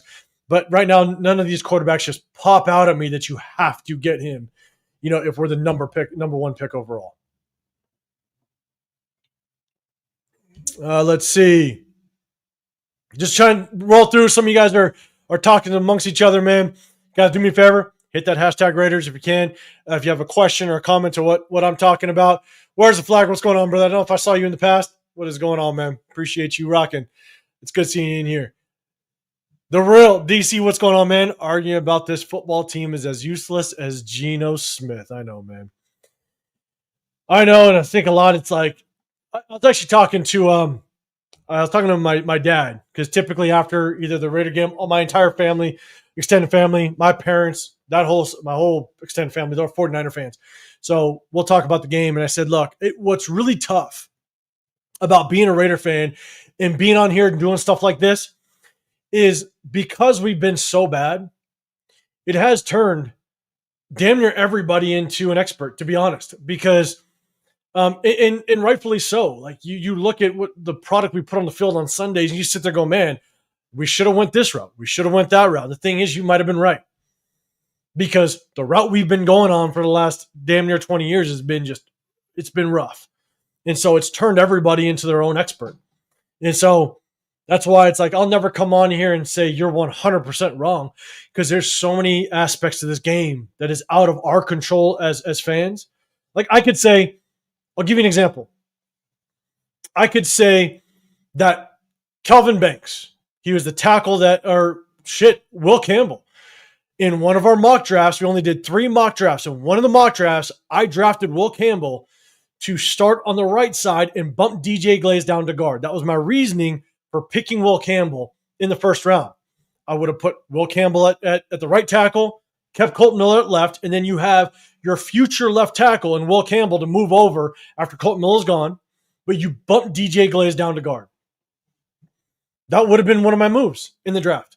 But here's the thing, is that I could have been proven wrong, because Will Campbell would have been coached by Brendan Carroll, which now, in my opinion, is not a very good offensive line coach. So could have would a Will Campbell pick looked bad because Brendan Carroll's the one coaching him? Like, that's where it's so hard to determine whether or not these picks are truly good because coaching plays a massive role, scheme plays a massive role. But Will Campbell's doing damn good with the Patriots. So that's why it's really tough. It's tough to figure out, man, like, would these moves really have worked out under our situation? Because our coaching's just rough. Rock, your Raiders need to have the best offensive line, defensive line. Go cheap at wideout. I'd rather have the best defense and a serviceable offensive line with an elite run game. I'm a big build in the trenches guy. Big build in the trenches. Ace Hit, what's going on? I think we knew our problem before the season. We didn't address them. Save cap space for what? Ace Hit, I don't know if you've been with us before, but you're right. And there was a lot of problems that we did not address that I wanted us to address, and we didn't. And this is kind of where we sit, unfortunately. So I'm with you, man. Didn't address it. Where's the flag? Let's do what it takes. If we have to trade up a couple for Mendoza, then we can win 5-6 games next year, and I'm fine with it. I got to watch more of Mendoza. I know a lot of people are high on him, and I'll definitely give you my take as the kind of season goes on, as the bowl season goes on. I think it's a big game next week, Illinois, Ohio State. I think that's going down. Indiana. That's going to be a big one. I might hit up my guy Chris and just see, hey, man, shit, maybe we'll go. I don't know what time that game's at. Shit. Shout out to everybody. If you guys are coming in, if you guys are in the Vegas area or coming into the area, doing a live podcast, a giveaway, guys, make sure you guys check in with the chat. Doing some giveaways, Spicy Raiders, putting it on. Shout out to her. She's just trying to put something together, man. I said, you know what? I'll come out and support without question. I'm going to kind of co-host. And we'll do a live podcast. There's going to be kind of a small car show going on as well. Parkway Tavern next to the M Resort on the south end of Las Vegas Boulevard. Definitely go into the chat if you can. That's going to be Saturday from 12 p.m. Pacific to 4 o'clock Pacific that day. It's going to be fun. Definitely check out with us. But I'm definitely going to look more at quarterbacks. Look, if we move on and get an offensive-minded head coach, or if we get a new head coach and we draft a quarterback early, look, I'm cool with it as long as we have a direction at that point. You know what I'm saying? And so we'll just kind of see how it works out. Sinner 2D, you're saying if these play callers are so great, let them at them. You should see me in Madden with the play callers, I'm telling you. Where's the flag? Appreciate you guys. Yeah, double tap that screen, over 100 in the building. Appreciate you. If you're watching on X, jump on over so you can get included in the chat, man. Appreciate y'all. Let's see. Oh, all right. All right. I got one guy in here. We're going to go ahead and get rid of that guy. God damn it. Let's see. Just want to get to as many of your guys' questions. I see you in here. 7th. Let's see. Now see. These are valid Gruden complaints, which is why I say let him succeed or fail, or on merit for the sake of restoring Davis's credibility. Oh man, I don't know. I don't know if I'm willing. I don't know if I care about Davis's credibility at this point. I just need him to fix it. You know what I'm saying? Like, I could care less about Davis's credibility. You know, it's just been tough. It's a tough go. So I just know in my feeling on Gruden. So I wouldn't be a fan of bringing him in here. But, you know, we'll kind of see what happens. We will see it happen. See what happens. Ace Hit, I hope we tear it all down and just start with fresh. I think that's the overall consensus at this point. Not with everybody, but overall. Kevin Lurker, no Grudens, our cars, our Carrolls. Oh, no, you might have a car for one day. I think he's going to sign that one-day contract and maybe retire as a Raider. We'll see. We'll see what happens. 7th, or otherwise, we'll never lower a top flight coach again. I know. I'm telling you, like, I don't like the revolving door. I'm with you. But, man, like, we've just kind of we've been put in this situation. Joe Luna, what's going on? Would Mendoza make a good franchise quarterback? I guess here's the thing. If we get Mendoza, like, I just want to team him up with a good offensive-minded coach, right? It doesn't necessarily have to be a good head coach. Again, if we can't get a good offensive mind in here as a head coach, I'd go with the Brian Flores. That's fine. Brian Flores would be okay as long as you get a good offensive-minded head coach in here as an OC again, like a Brian Daboll. If he's still looking for a job, he's obviously not going to be a head coach. There are some head coaching vacancies. I don't see him getting fired and then jumping back into a head coach situation. I don't see it. But if he's looking for an OC job, bring in Brian Daboll as an OC. He developed Josh Allen. The thing is then if you get a Mendoza, I'm cool with it. All right, let's rock this thing out for 3 years. Let's develop it. Let's see what we can make of it. You know what I'm saying? And so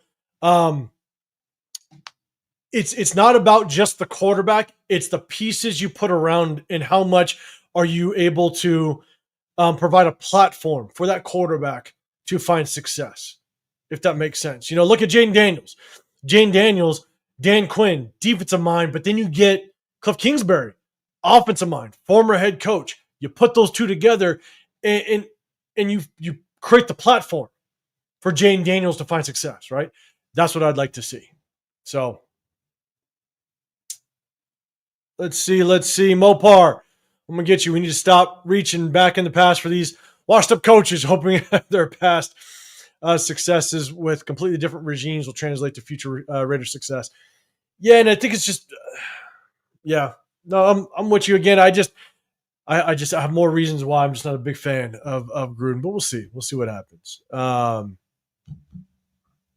Rocky, let's see. John Gruden did not draft good players besides Max and Josh Jacobs. Henry Ruggs was a tragedy. I would recommend Ruggs back on the team. That's a whole other topic for a whole other day. But we covered that in the past. But yes, Gruden did have some good picks. You know what I'm saying?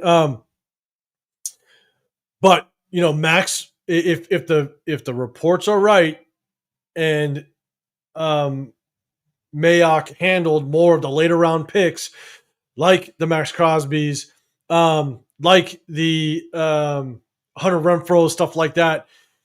It looks like Mike Mayock, might have been a little bit better at it. But man, I'll tell you, God, Damon Arnett, even the Lynn Bowden Jr. one, man, that Lynn Bowden Jr., man, that one pissed me off. That one was wild. Ace, everyone blames the coach, but how many have come and failed when will we take a look at the roster, its players, and who sucks? I think it goes far beyond just the coaches that we bring in. I think it's also kind of creating the groundwork for these coaches to find success, but we've also just given them too much power.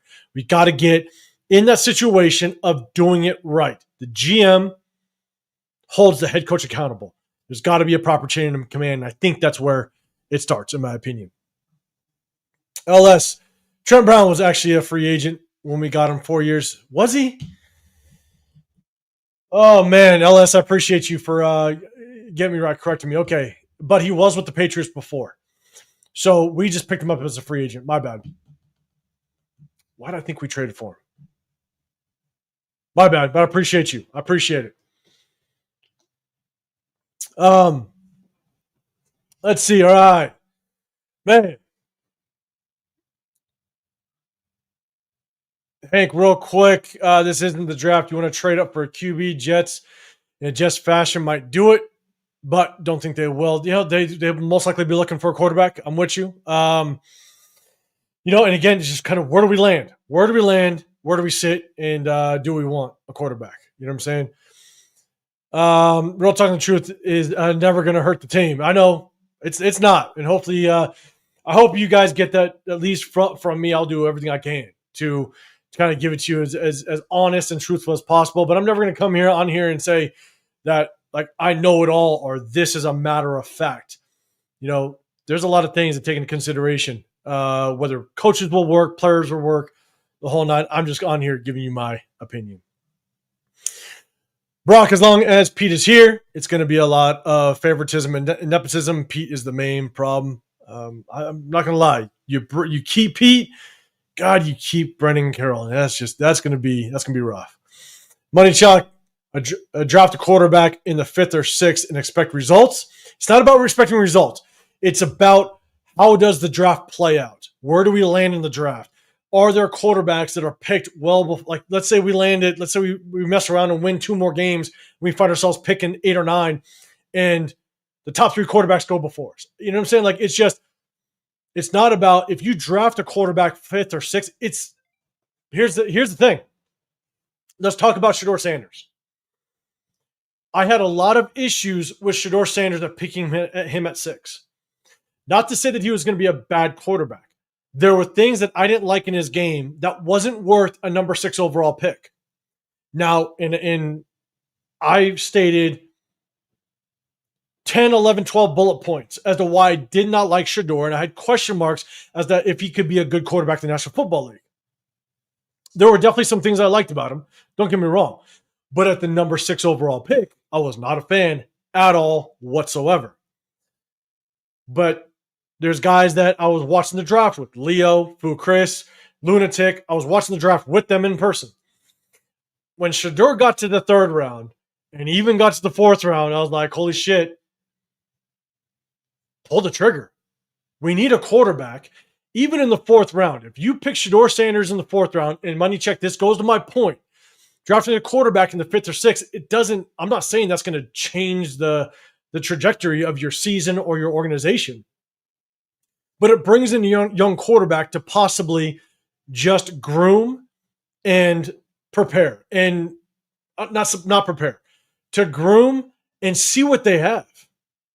Just see, how do they develop? You can develop a quarterback.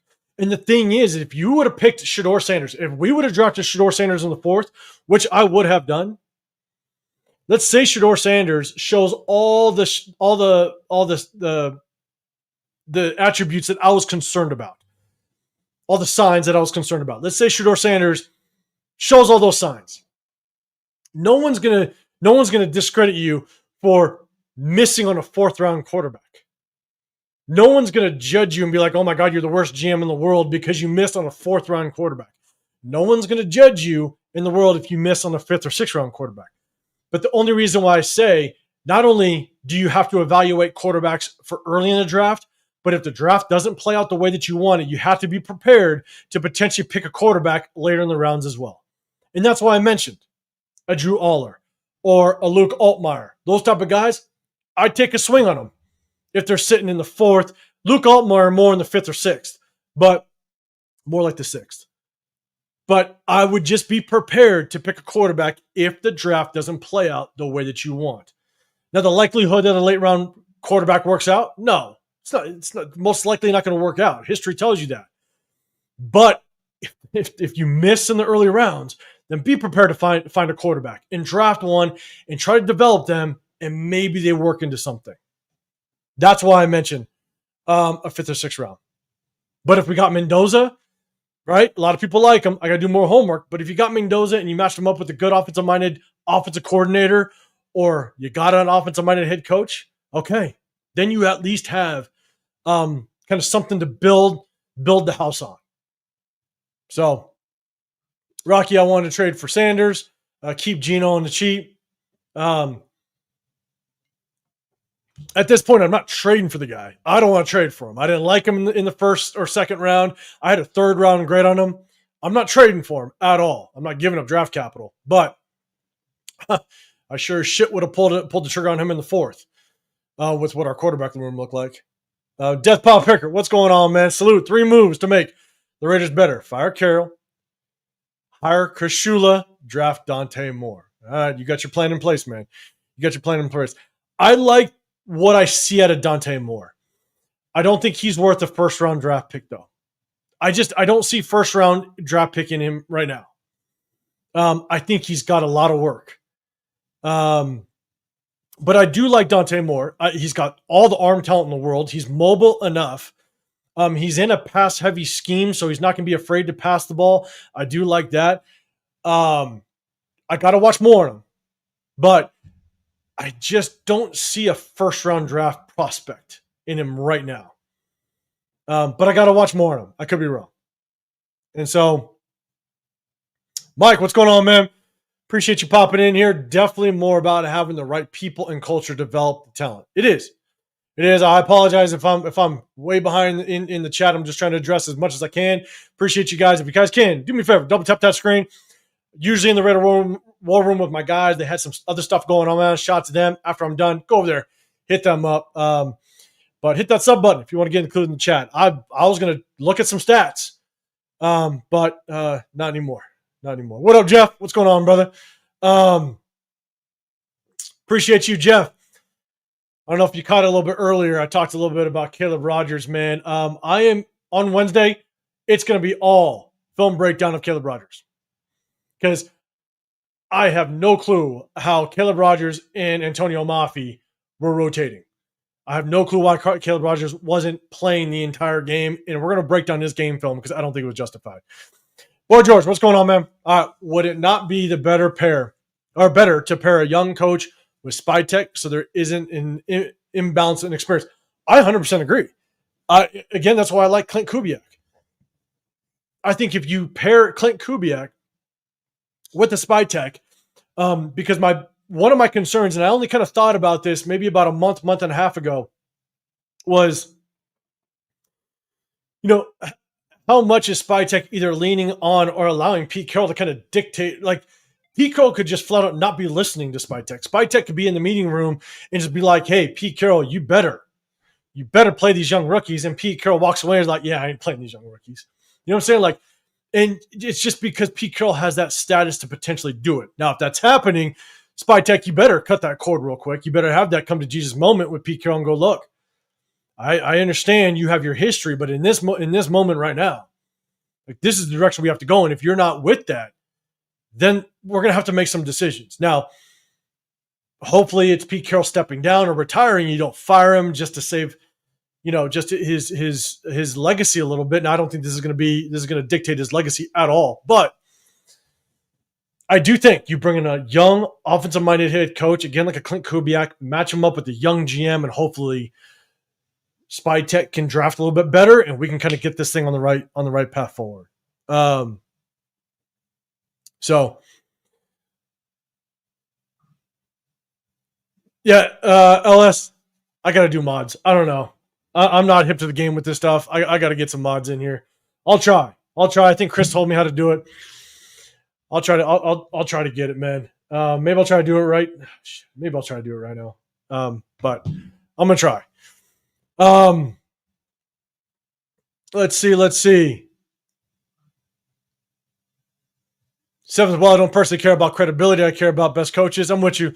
I think you're talking about, sorry, I'm a little bit behind. My bad. Yes. I think you're talking about maybe the response to Mark Davis' credibility. I don't care about his credibility at this point. He's just got to make it better. Daniel Kim, what's going on, brother? And what's more important, traits, offensive coordinator, or system, or a combination of the above, and number of games played at the college level? I think you're talking about quarterback. Oh, man. Whew. Okay. You want some of the things that I look for in a college quarterback. Experience, that's number one. I want a quarterback that's played a lot of college games. As the starter, I like experience. Now, none of these are like showstoppers, but these are definitely the traits that I look for. Experience as a starter.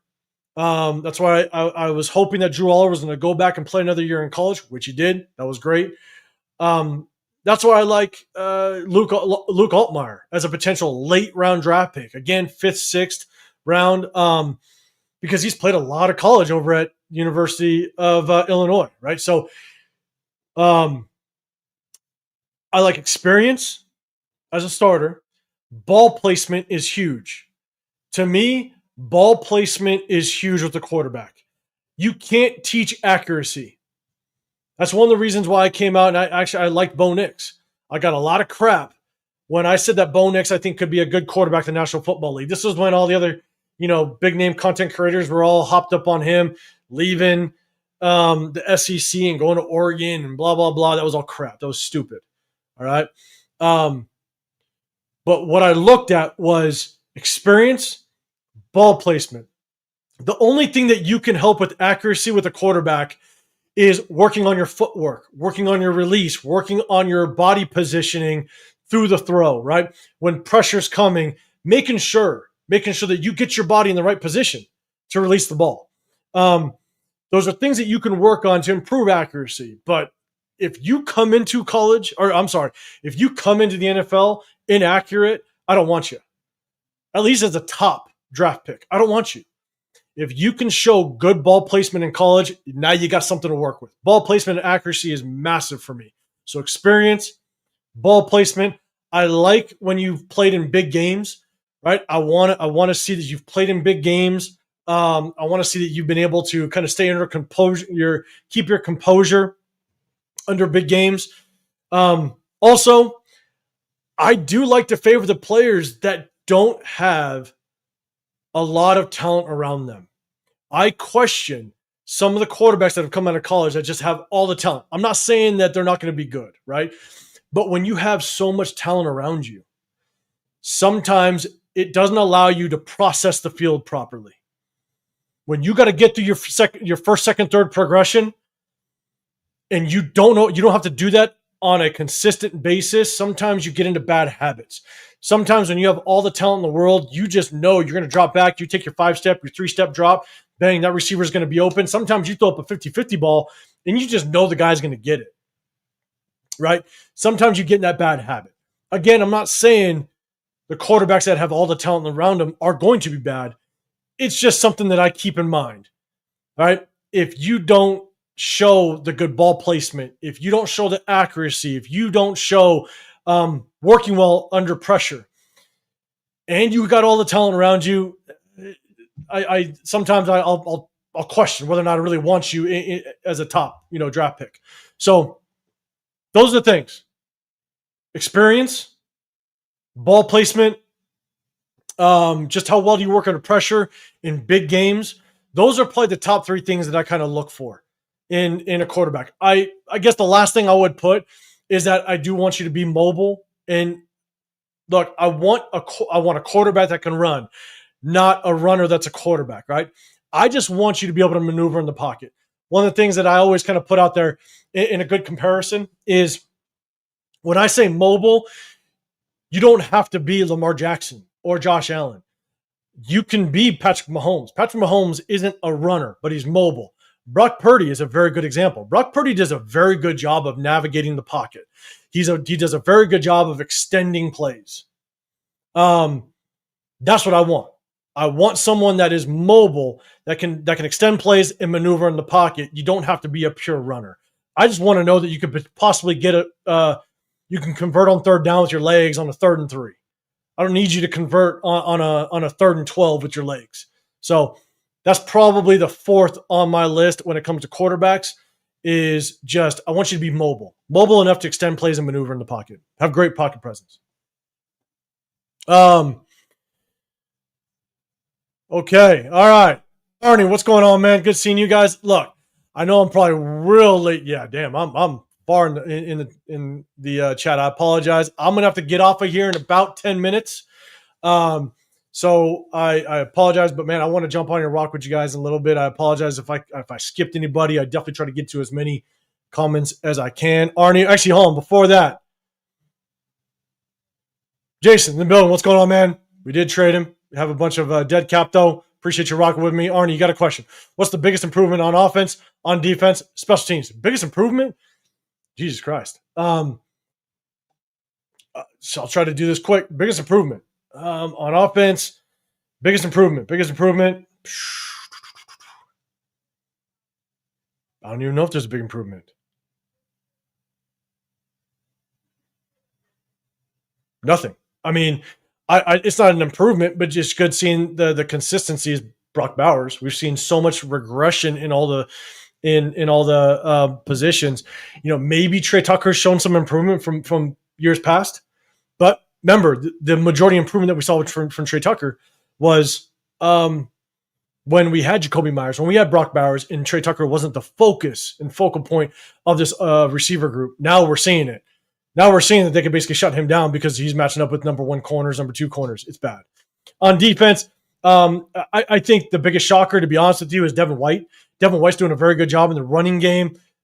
Tough in the passing game, but there wasn't a whole lot for the majority of Raider fans, not a lot of high hope with Devin White. I think he's played well for his contract. a 1-year contract, dirt money, basically. But I think he's well outplayed his contract. So, and then special teams, look, I don't know if we can talk about improvement. Look, Dylan Labe, he's doing a decent job of returning some kicks. I'll give you that. So let me know if you agree or disagree. Let me see. I'm just looking for maybe let's see, a hashtag Raiders. Let's see. Arnie, you got another question. What's your grade on SpyTek this year? Draft and free agency. Look, on SpyTek overall, I got probably I'd say a D+. I didn't like the draft. I didn't like the free agent acquisitions, but and I say a D+, just because he tried to address some positions, but he didn't do it in the way that I wanted. So I wasn't a fan of the Genty pick. But even if you pick Genty, you didn't address the O-line. You went bargain shopping in the draft. So you traded, again, I don't know you traded for Kenny Pickett, 5th rounder. Not a big fan. So I got a D+. Only because you did address some position groups, but it wasn't the right way, unfortunately. So let's see. Walter, what's going on, man? Let's see. Get that jobless kid from Ole Miss. I haven't. I don't even know who that is. Not on my radar. But maybe I'll check him out. Let's see. Couple more. Let me get a couple more in here, man. Brock, what do you think about the USC quarterback? So USC quarterback, not in the first round. I don't know what round you have on him. The more I watch him, I think he's definitely more of a second, third round type of guy, not in the first round. So I got to watch more on him. Again, I haven't done a crazy amount of research. I've watched maybe 2 games on him. He's not a guy I would pull the trigger on the first round. Second, probably more like a third. I don't know how far he dropped. I got to see just kind of where everybody lays out in the draft, who's really a quarterback needy team at this point. And so, again, it's not about just getting guys because they're good. It's about navigating the draft as well. So, but right now for me, I think, man, I got probably a third round grade on him, second at best, but I'll know more as the season goes on, man. Frank White, what's going on, man? Hey, do you think Jerry Jones will let Pickens hit free agency? It's going to be interesting to see just because I think they offloaded that Micah Parsons contract. So it really remains to see what he wants to do. It depends on kind of where they are in the draft, because if they're in a certain position where you can get a top tier receiver, man, I would just draft a receiver at that point. Their offensive line is pretty solid. They might want to go and get an edge rusher. So I don't know. That offense is looking pretty good, so they might bring him back.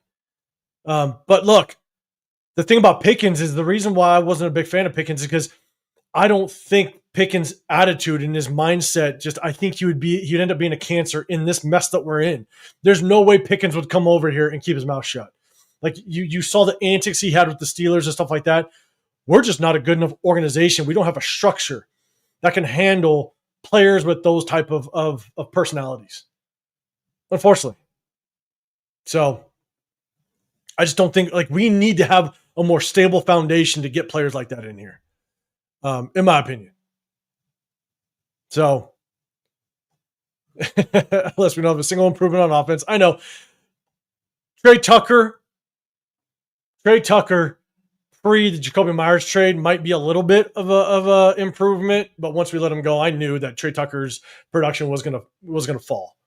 It was gonna fall. And yeah, you're saying Trey Tucker's catching has probably improved 15%. Hey, that's a little bit of an improvement.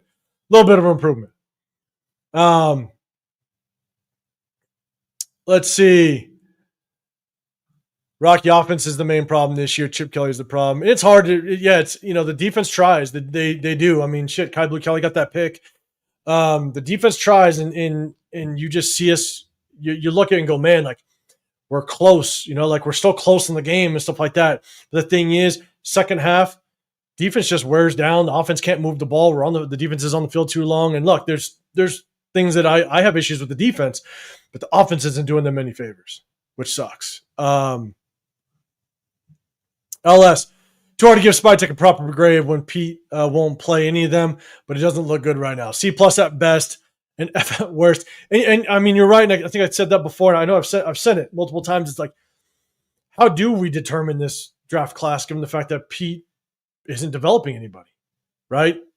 We have two receivers in Jack Besh and Jonte Thornton that we don't even have the offensive line to give Geno a little bit of time to potentially even just get them the ball in hopes that maybe we can see something out of them. So it's like, I'm with you. It's so hard to figure out what this draft class actually is at this point. So, man, it's tough. All right, Chambliss, the quarterback, Lenore Sellers. Lenore Sellers, it's an interesting one. Again, my fear is that is he a runner that's playing quarterback? Right? Is he? And I'm going to watch more of him. I'm hearing rumors that he might go back one more year. I don't know.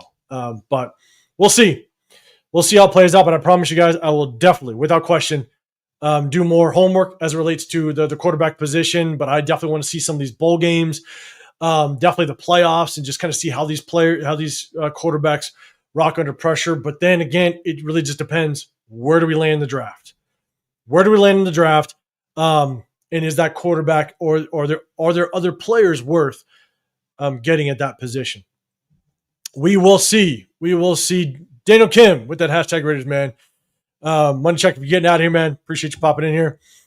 What are some of the things you look for at a quarterback, number of games played? Okay, so I don't know, Daniel Kim. I said it a little bit earlier. I kind of give a little bit of a breakdown, but I'll end it with this. And you can rewind after I'm done. You'll take a look. Is number one, I like experience. I want to know that you started quite a bit of games in college. So I love it when you start at least 2 full seasons. That's great experience. Ball placement and accuracy. If you come into the National Football League and you're not accurate, I don't want that's not something you need to work on, because the thing is that going as a quarterback, going from college to the pros, it's a culture shock. It's a culture shock for anybody. But the thing is that now you're going to get caught out of position. Your feet aren't going to be right. Your feet aren't going to be set. You're not going to get your shoulders around to get through your progression. And if you're already inaccurate in college, you're going to have as many interceptions as Geno Smith if you come into college inaccurate. That's not something I want you to have to work on as a professional quarterback. So experience, ball placement is massive. One thing I'll say on ball placement is if you're a quarterback that has bad ball placement, I'll give you this scenario of a quick slant, right? If you hit a quick slant and you hit the receiver in stride, hands out in front, and that receiver can continue his momentum through the catch, that's the difference of him catching and getting tackled. Because if you put that ball in his back hip and he's got to lean back to get it, and now the corner can recover and close the distance, or a linebacker now can close the distance, now he's going to get tackled where he's at. That's the difference between a catch at 3 yards and that receiver now can run for an extra 10 to 15, or he gets tackled where he's at. Like, you want receivers to be able to run through the catch and continue their momentum. A lot of quarterbacks are late on throws or behind on throws, and that's the difference between them throwing for 360 yards and 250.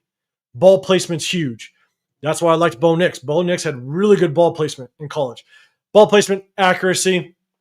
I like quarterbacks that don't play with a ton of talent around them. Again, I'm not saying that it's a showstopper, but when you have a lot of talent around you, sometimes you struggle in the NFL to go through your progressions on a consistent basis. So that's definitely something I look at. And then I want you to be mobile. You don't have to be a runner. I just need you to be mobile, be able to extend plays, navigate the pocket, maybe get yourself a first down on 3rd and 3. I don't need you to run for a first down on 3rd and 12. It's nice, but that's not required in my book. So I just want you to be mobile. That's really about it. So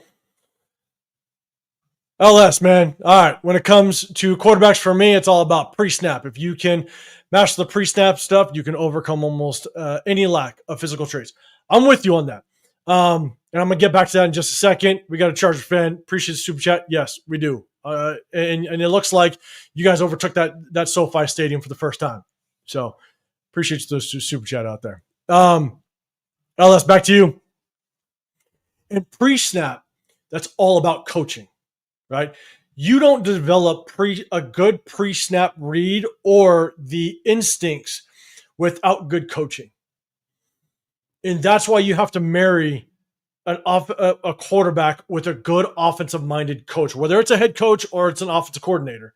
But if you bring in a quality coach, you're going to help that young quarterback develop a good pre-snap routine. Right? It's not just a read. You also have to have the routine. You have to understand what are your keys as you're walking up the line of scrimmage. You have to have a full understanding of the playbook in order to know what is my pre-snap read, what is my check to, what are my audibles. And that all has to do with coaching. And so that's why it's so important to bring in that right offensive mind, because your pre-snap routine has everything to do with preparation before the game even starts. And so that's without question. And that's hard to determine in college. You know what I'm saying? Like that's what's difficult in college, is to know just how well are these quarterbacks understanding the defenses in front of them. But one way to gauge that is how well do they go through their progressions. Maybe it's not pre-snap, but I take that back. It's part of pre-snap, right? You understanding the playbook and the play in front of you, and you being able to go from your first read to second to third, even down to your check down, you being able to go through your progression tells me that you were well prepared going into the game. But if you struggle to go through it, that tells me either bad coaching or the quarterback itself is struggling to go through it. So that's why it's very, very important. Create the foundation for a good young quarterback to succeed, because without it, good luck to him. Good luck to him. So, man, rewind. I go a little bit more in depth of just kind of what I look for, but it's just things that I look for. That's not that if you don't hit every single one of those, I'm off, and I'm not gonna look for you in the draft. But it's just some of the things I look for. So, look, guys, appreciate it. LS, I think there's a lot. I think a lot of it's our ability to go through the progression, blitz pickup, reading the coverage, etc. And I 100% agree with you. 100% agree. And you like to see that through college, so that they're comfortable with it going through. And that kind of goes to my one point, and this is going to be what I'm going to end with. That goes to my one point, is that when you have a team that's full of athletes, sometimes you don't have to go through your progressions and you get in bad habits. And then all of a sudden you got to relearn that when you get to the next level. And it's tough because it's a culture shock for any young quarterback going from college to National Football League. I don't care who you are. So my two, appreciate you, man. If you can read the coverage correctly, you can check into something that's going to give you an advantage. 100% agree. So guys, I appreciate you. I'm going to pop out of here, man. I checked in with you guys. Chris, Severe, man, they had stuff going on. Shout to them. They're going to check back in on Wednesday. We're going to break down game film on Wednesday. We're going to focus on Caleb Rogers, guys. Is it justified that he only got basically 2 series in this entire game when the offensive line looked like absolute crap? We're going to break that down. We're going to break down a couple other things, and we're going to get more into just kind of the state of the Raiders and how do we move forward. But I appreciate you guys. I hope you guys appreciate me kind of going through the chat. I apologize if I got behind a little bit. I try to read as much as I can. I try to respond to as much as I can. But man, appreciate you guys tapping in with me. Appreciate all you guys. I appreciate my subscribers. I appreciate you guys viewing. I appreciate all my members, man. I jump on here. You guys, this is my outlet. This is my outlet. I throw stuff during Raider games. I yell at the screen, but I come on here because you guys keep me sane through these struggling times. So guys, do me a favor. Double tap that screen before you get out of here. Hit that like button. Hit that subscribe button if you rock with what you're seeing. But definitely check in on Wednesday in the Raider War Room. And look, I might hit you guys with a video as well because I do my own individual videos at time. But also, if you're here on the Broncos game in the Vegas area, doing a live podcast, Parkway Tavern next to the M Resort, we're going to rock out. It's a couple giveaways. Have a good time. So appreciate you guys, man. Hey, have a great rest of your weekend. Have a great start to your week. Check in on Wednesday. Hit that notification bell. And I'll see you guys in the next one. I'm out of here.